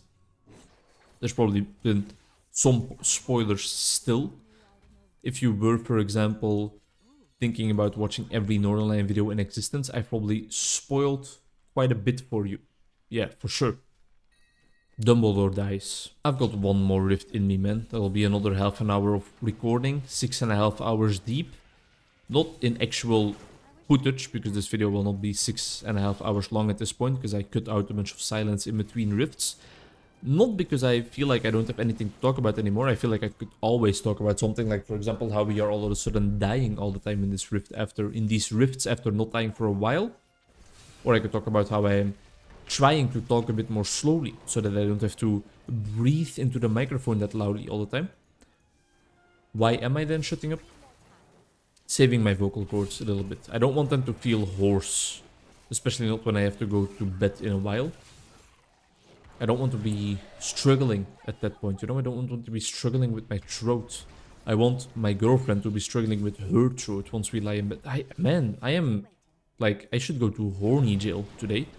I don't know what it is, but most of my jokes have included some reference to the art of lovemaking in all of its glory. Holes? That's weak. That's not even good material, man. Get some new stuff. Something I've been thinking about as well. How my creativity is not flourishing lately. I think it might be caused by this piece of shit right here, you know? By this video that I have been recording for the past month. It might be because of this, because I feel like, where's the variety? Where's the cool difference in content? Where is the non-gameplay videos? I want to finish this piece of shit before traversing the swamps of content creation to another location, to another type of content. But of course the process has been taking a while, so it could very well be that this is also causing me some heartache. Causing me to feel a little bit of imposter syndrome and feel like a little bit of I'm not making any like worthy content. I'm not gonna be changing anybody's lives with this. Who knows, maybe somebody is listening through this entire thing and I have changed their life in a sense that they know they never want to watch or listen to an Onkruid video again because they realize my voice is absolute ass. That's at least some change I can then elicit in a person's life. I can create in a person's life. And again, I should just like be satisfied with the process. That was stupid. With the process of recording this video. I'm proud of the dedication I am showing in recording probably like 8 hours or something before I find that Primal Ancient Legendary. Copium. Manifesting that in the next 2 recording sessions, 2 or 3 recording sessions, it would happen. The fabled Primal Ancient item with the red beam would actually burn its image into my eye sockets. Copium to the largest extent. I digress. And I will also die quicker than actually receiving the Primal Ancient Legendary, it seems. Is somebody keeping track of how often I have said Primal Ancient Legendary, by the way? Because you can add 1 onto the counter. The consumable got me yet again. Yet again. Thank you for joining me on this recording session. I'll just see you in lucky number 13. Huh? 13 is a lucky number, right? No? What? Today is gonna be the day. I can feel it. Let's turn this up to 90 and let's head straight into it. Welcome back to another recording session in this video that, I mean, has become some kind of sick joke to get rid of the last remaining part of sanity I had left. It's abysmal. It really is just like crazy that this thing is still going, but I have a feeling that today is a good day. It's a good day to play some Diablo 3. Some people might say that is the fattest bit of copium you have ever heard.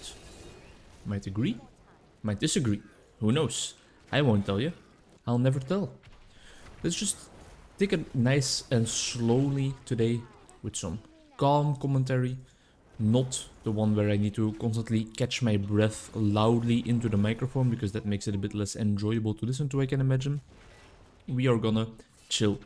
I feel like I have a lot to learn on that front.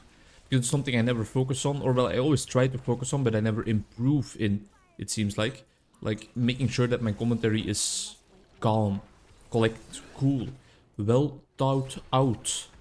My pronunciation, of course, also still needs some work, but that'll remain the same for the rest of eternity. Considering that I am just a Belgian little boy that does not have English as his mother tongue. So, you know, it's something you're gonna have to deal with. And it's something you will have to deal with for eternity. Because that's how long I will probably be making YouTube videos until the heat of the universe. We're not gonna go down that route again. My workday is over. The workday I talked about in the last recording session with 6 clients, with the most interesting client being the focusing client. And it was true, but the other clients were also completely fine. The focusing client was really interesting though. One cool thing happened where I asked her to think about a certain image that fit the scene she was describing, that fit the relationship she was describing towards her younger self. I'm a therapist for people tuning in now, which would be absolutely mind-bogglingly crazy if you just tune in like the 13th recording session.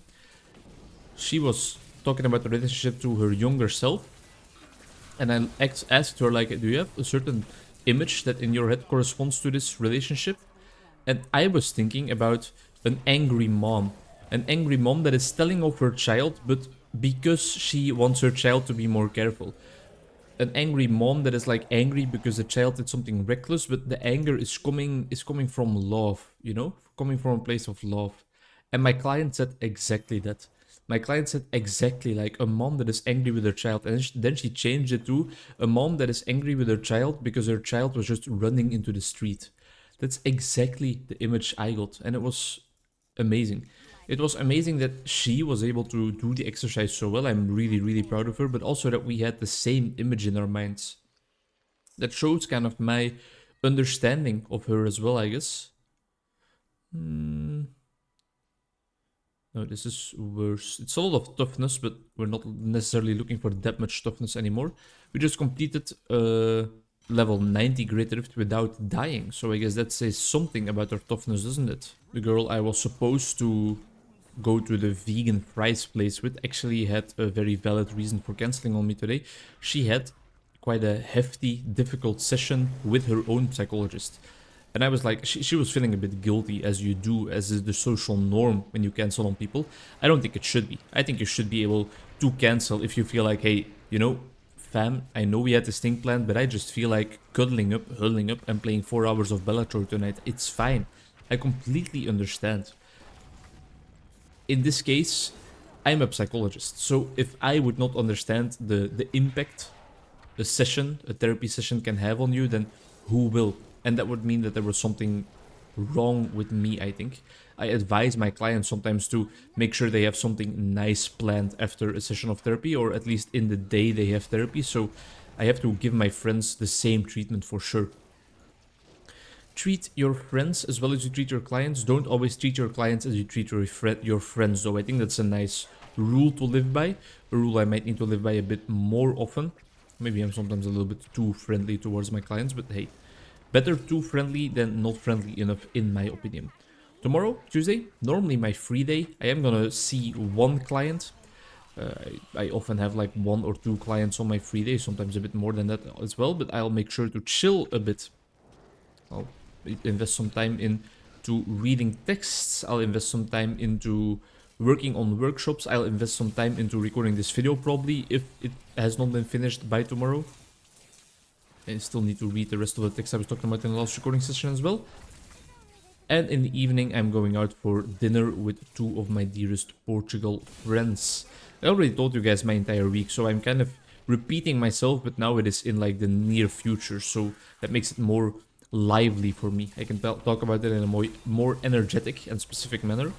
We are headed over to a place in Leuven where they have a bunch of small little restaurants propped together, and you can choose what you want to eat from all the restaurants around. I'm gonna go for some nice pad thai, I think. Ooh, yeah. With some tofu. Trying to diminish my meat intake a little bit. Your mom should do the same. But it's quite difficult because it's the norm to eat meat, you know? On my sandwich, on my piece of bread, it's the norm to eat meat. Just this night, I had to bake the sausage that was in our fridge because it's the norm that we eat meat with our dinner. It's a bit of an excuse, I guess. I want this to be 85, thank you. It's a bit of an excuse, but then again, it's also a bit of the truth.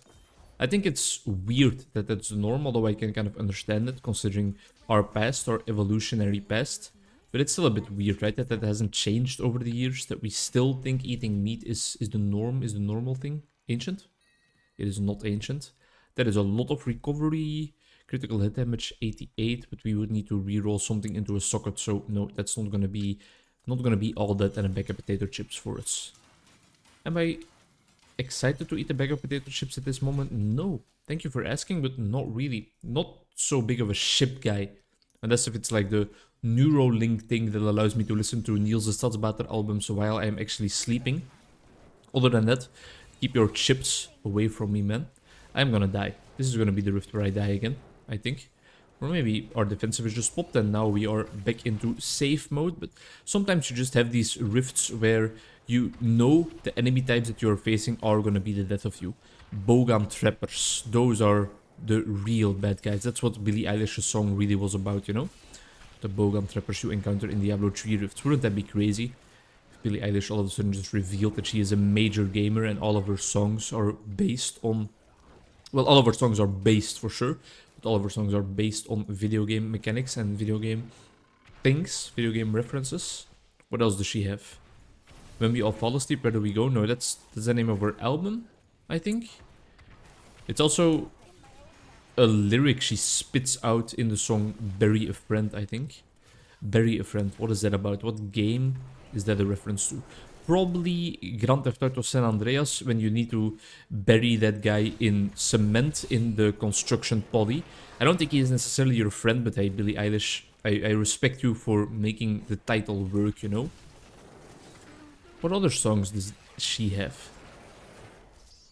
What Was I Made For? Probably a reference to... Let me see. Probably a reference to the break button in that same Grand Theft Auto game, because why would you ever need to break, you know? toot toot, skirt skirt, and you just traverse the map in one quick sweep. Breaks are unneeded. Breaks are unnecessary. It's also what some of those... No, I'm not gonna go there. I'm not gonna go there. I'm not even gonna go there. I'm gonna kill this Rift Guardian. I'm gonna pick up the Primal Ancient Legendary that he's gonna drop, and I'm gonna end the video right then and there. There's no red beam, right? There's a red beam, but it is a consumable. Oh, what a funny little joke. I think that the amount of times that I don't care when people cancel on me would be worrying to some people. I think some people might perceive it as me not having any personal boundaries or just letting the other person do whatever they want without having a care for my own self-worth, without respecting myself. But it's so far from the truth. I just appreciate people indicating to me that they don't have the time, the energy, the working memory capacity, whatever they need to meet up with me. The jizz, if they don't even have the jizz, then by all means cancel. If you feel like you are not in optimal shape, you are forcing yourself to meet up with me, please cancel. Please do. Like, don't force yourself to just hang out with me because you would feel guilty for canceling. It's not a healthy habit. Just saw a post about that online by the Onbespreekbaar guys. Quite a famous Belgian Instagram channel. I guess they are more like a social media company. They have podcasts and stuff as well, I believe. I do think so, and not just on Instagram.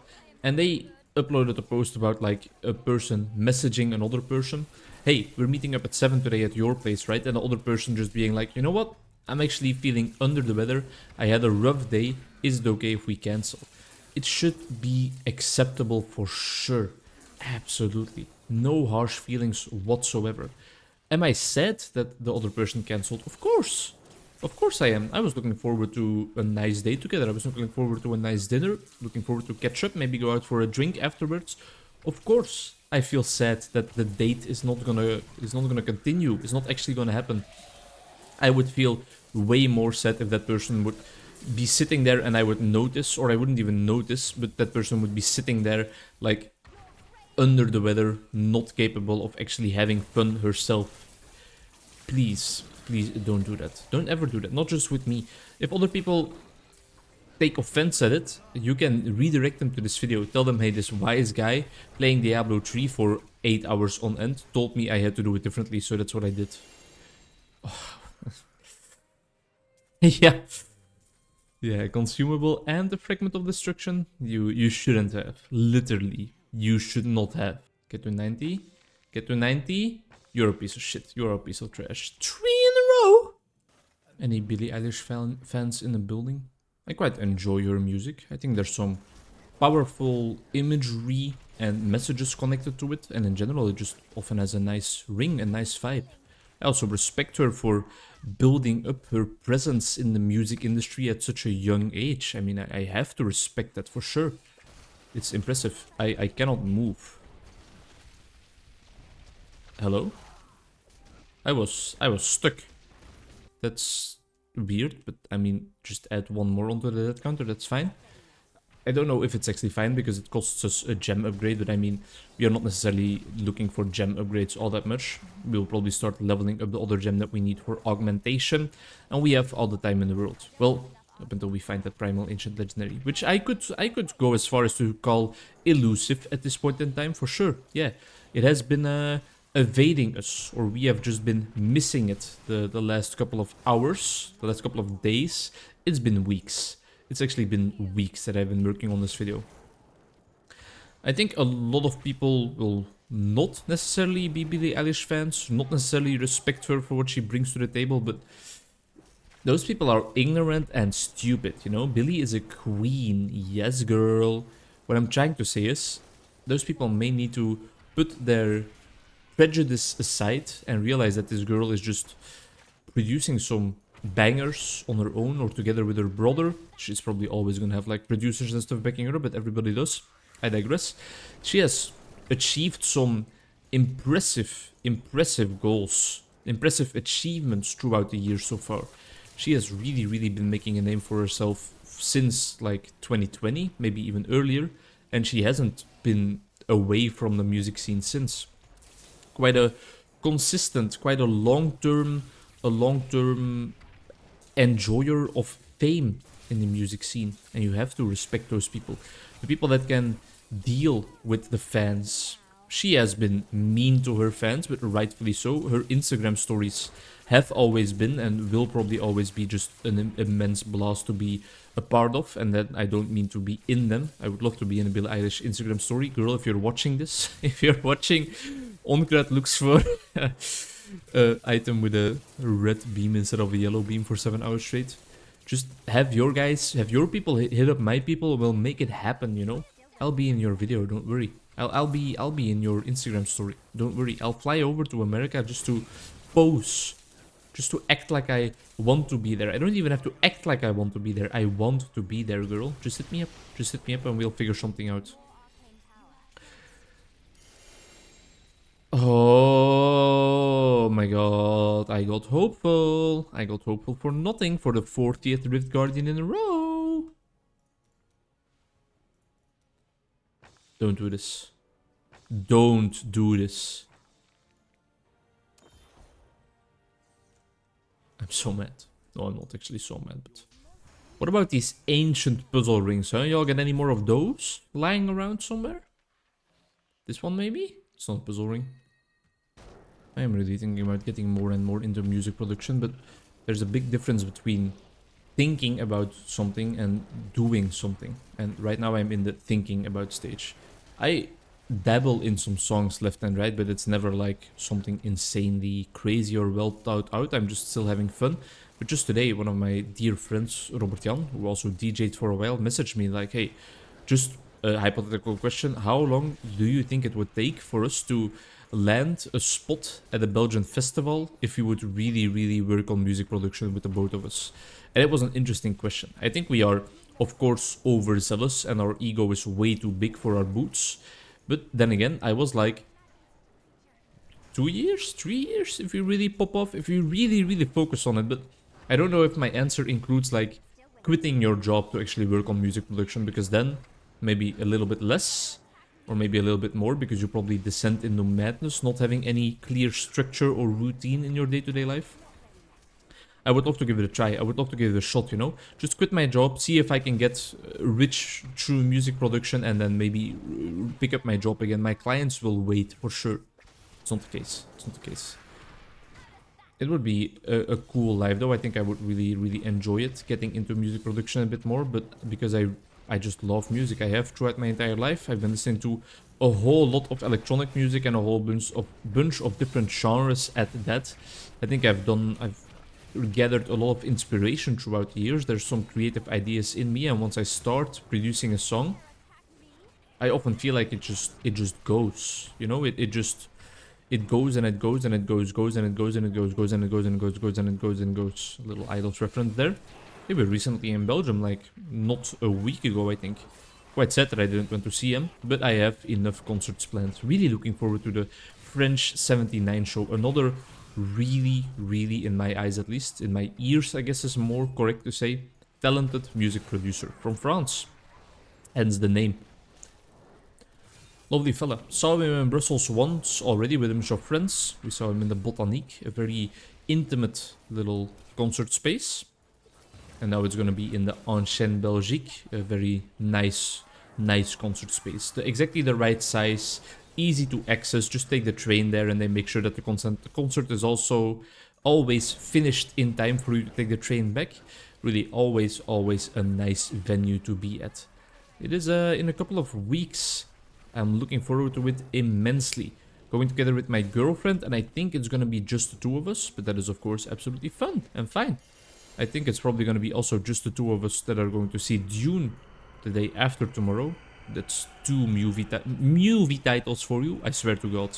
Thank you. That's 2 movie titles for you in one. And that's also gonna be a blast. I'm thinking about what to get in the movie theater as like a snack and a drink. Not that big on movie theater snacks, but drinks, ooh. Sometimes, if all the planets align, and if I'm really just feeling a little bit of a silly goose vibe that I want to bring to the function, I might dibble-dabble into a little Monster energy drink. And that is my cue. That is my cue to leave. That is my cue to leave you in the middle of my Monster Energy drink rant because the boys want to play a little game of League, and I told them I would be their fifth man if they found a fourth one. Thank you very much for watching this part, a bit shorter than the other ones, but duty calls. See you in the next part. I'm gonna keep it a stack with you, okay? I'm gonna keep it 100 with you. I could resort to begging at this point, to begging the Blizzard Overlords to just have a little bit of mercy, spare a little bit of my life, a little bit of my time, allow me to spend my time on other things, other projects, other, maybe in some people's eyes, more useful things, more valuable ways to spend my time. And let this end. Let this monstrosity just come to an end. Welcome back to Diablo 3. It's another recording session. Number 218, I think. Probably hour 27. I have lost track of space and time. I have no idea where I am or what I am. What I was put on this earth to do. I think it was not necessarily just keep on playing Diablo 3 until I find the Primal Ancient Legendary. And yet, that's where we are. That's where we are at this point in time, you know? Maybe that was not what I was put on this earth to do, but I have made it my own goal. I have made it my fucking end. My end game. Only then will I be able to pass into the realm of forgottenness. How have you guys been doing? I'm doing okay. Quite an okay day today. 4 clients in total, which is not that much, but quite a nice amount. Some clean sessions. One client really made a lot of progress on her own. I'm very proud of her. It was a fun session to attend, of course, because it's always nice when clients feel like they are progressing and they can express the pride towards themselves. Funnily enough, it was the same client that made me insecure and feel like imposter syndrome last Friday. Her progress was also just not really because of me. In a sense it was, but I'm definitely not gonna take the blame or take the fame. It was mostly on her. She was finally able to open up with her emotions, something that was not able to happen in the session, and she attributed it to the emotions still just being there after they were not able to come out in our session. So in that sense, our session contributed to her being able to really open up afterwards, but she did the hard work on herself. I am so proud. Really amazing. Was a nice session and a nice confidence boost and just a nice boost throughout how fun my day was. Also had some nice lunch with a colleague. And yeah, that was pretty much my day. Spent a lot of time reading for my therapy education. Only figured out at the end of the day that I actually don't need to read that text yet. I thought I had class tomorrow, but I have just an entire day of supervision moments tomorrow, where people bring stuff from their own therapy sessions into the group and we need to give commentary, I guess. So was reading a bunch of Yalom for nothing. Not necessarily for nothing, because it's always going to be helpful for my work as a therapist, and I find it a very inspiring author. It just, I was letting myself face a deadline that was hard, because there's still a lot of pages left, and I was doing it for no reason at all. Switching over to vitality in my Paragon levels really has saved my ass. I die a lot fewer times. A lot less times? No, fewer times, because it is countable. Some of the things from my high school education are still freshly in my memory. Some things are long gone. That's sad sometimes. Like, for example, math stuff.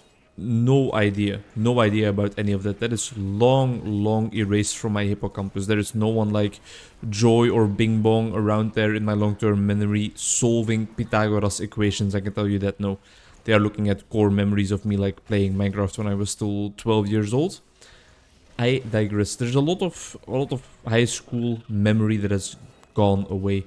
Probably to make space for new memories, new educational memories at that, throughout my entire university career. Lasted 5 years, and now my therapy education lasting 4 years. Already did like half a year of it.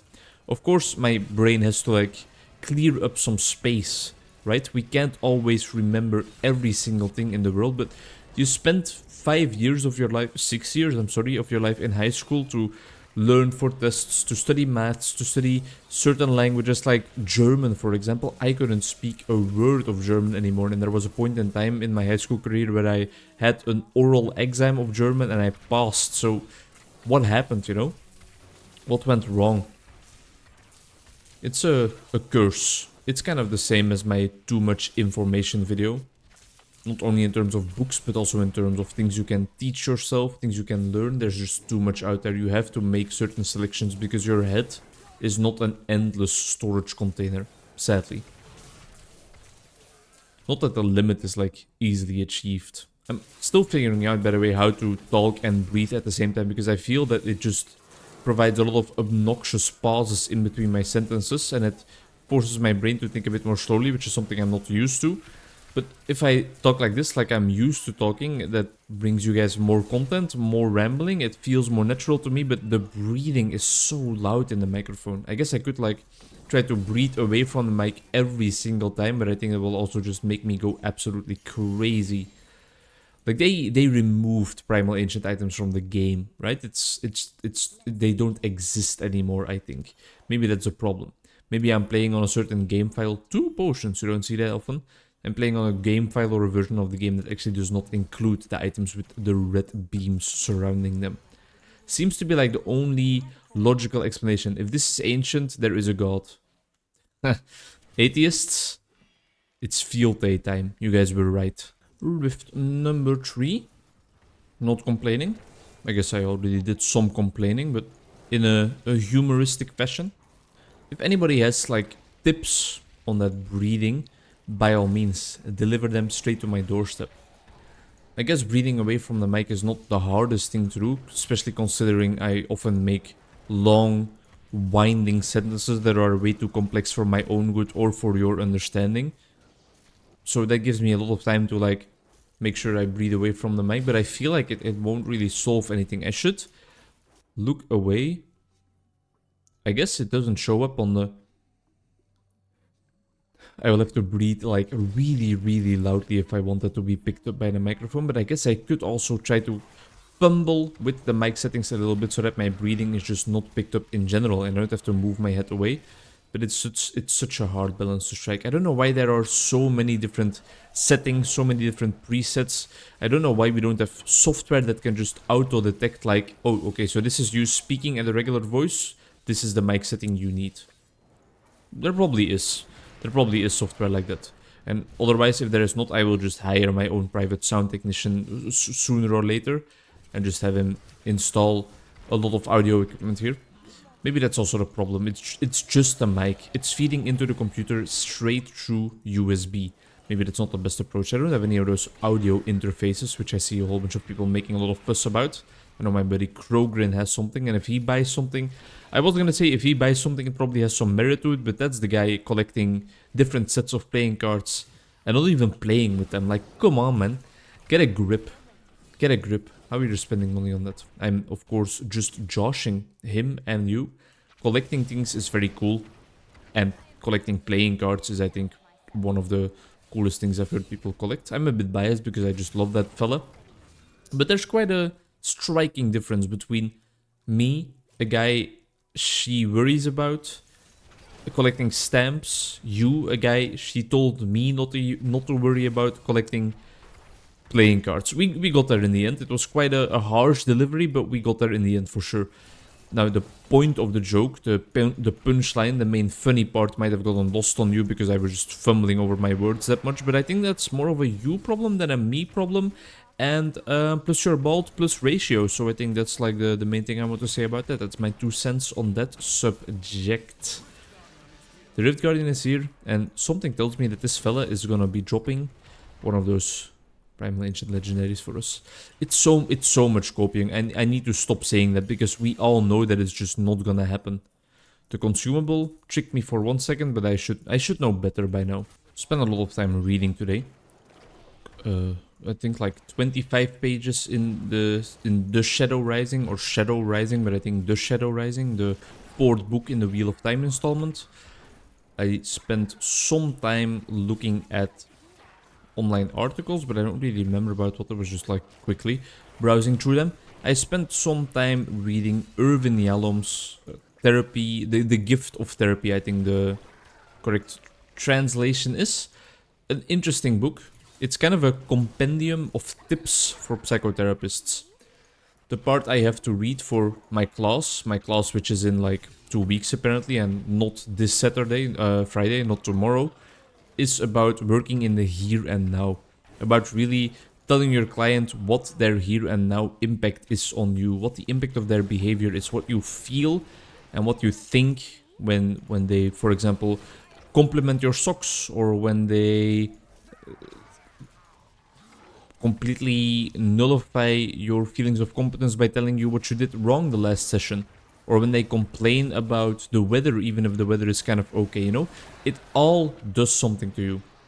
That's one of the main points I remember from the chapters I not wrote, but I read today, is that everything that happens in psychotherapy can be kind of in the session, that is, can be a step up, can be a stepping stone, can be an entryway into bringing the here and now into discussion, making it the subject of your discussion. Like, whatever happens, the smallest remark. For example, I have this client that is always extremely, extremely polite. She calls me sir. All her emails use dear instead of just hello or hi. She always says the polite form of you, which is u in Dutch. We have je for friends and u for people you respect, people with some authority and stuff, which I don't think I should be. I think I'm just like, I'm just a guy, really. I've told her myriad times. I've told her, like, you do what makes you feel most comfortable, but by all means, call me Vincent, say hi, say hello. Don't use all that formality. It's not needed. I don't make a big deal out of it. I don't make a fuss out of it. And that is interesting stuff. It inspired me to talk about it a bit more once again with her in therapy, because I think it's something that we should explore a little bit.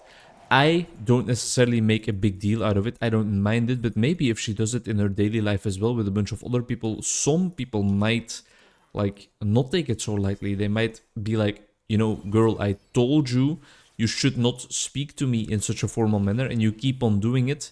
It's kind of becoming impolite rather than being polite, which is probably your intention. You know, she should be attentive of that. She should be cautious. She should have some caution. It might not be as easy for everybody else to just be like, yeah, okay, if you really want to keep calling me that, then you can keep calling me that. It's about kind of working with interpersonal feedback, working with feedback you get from other people. Sometimes you have to respect that feedback. I guess it's not that great of an example, because the feedback I give her is, you do whatever it feels most comfortable for you, but know that you don't have to. I guess I could be more direct. I could tell her it makes me feel uncomfortable. Ooh, yeah, now we're talking. Oh, that's a rare death lately in these parts of town.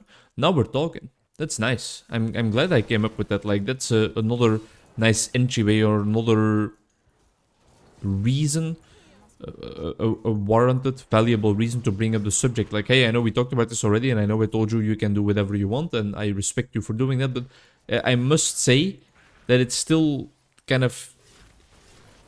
It's not an ick for me, but it still makes me feel a certain something, you know? Maybe we can explore together what that certain something exactly is, but I have some remarks about that. Can we explore that together? Ooh, thanks, guys. Thanks for being my empty canvas on which I can sprawl my self-reflections, my inner thoughts, and therefore come to be a better therapist. That's crazy. I think that might be one of the first times during a YouTube video I have kind of figured out a new way of going about dealing with a client. Maybe that's not exactly true, but the other times, if it has happened already, I think it was a bit less, like, explicit. It was a bit less me thinking about one specific case, thinking about a certain problem I'm encountering with them and finding a solution. But probably because of all the self-reflection I do here on the Onkruid channel in the past 700 videos I have done, I think I have learned to be in touch with my body, be in touch with what my brain and my body is telling me a bit more. Let's do it right now, for example. I feel that my throat is telling me to slow down. It's telling me, you're doing it again, you're rushing, not dragging. I'm about to get slapped in the I'm about to get slapped in my face by J.K. Simmons.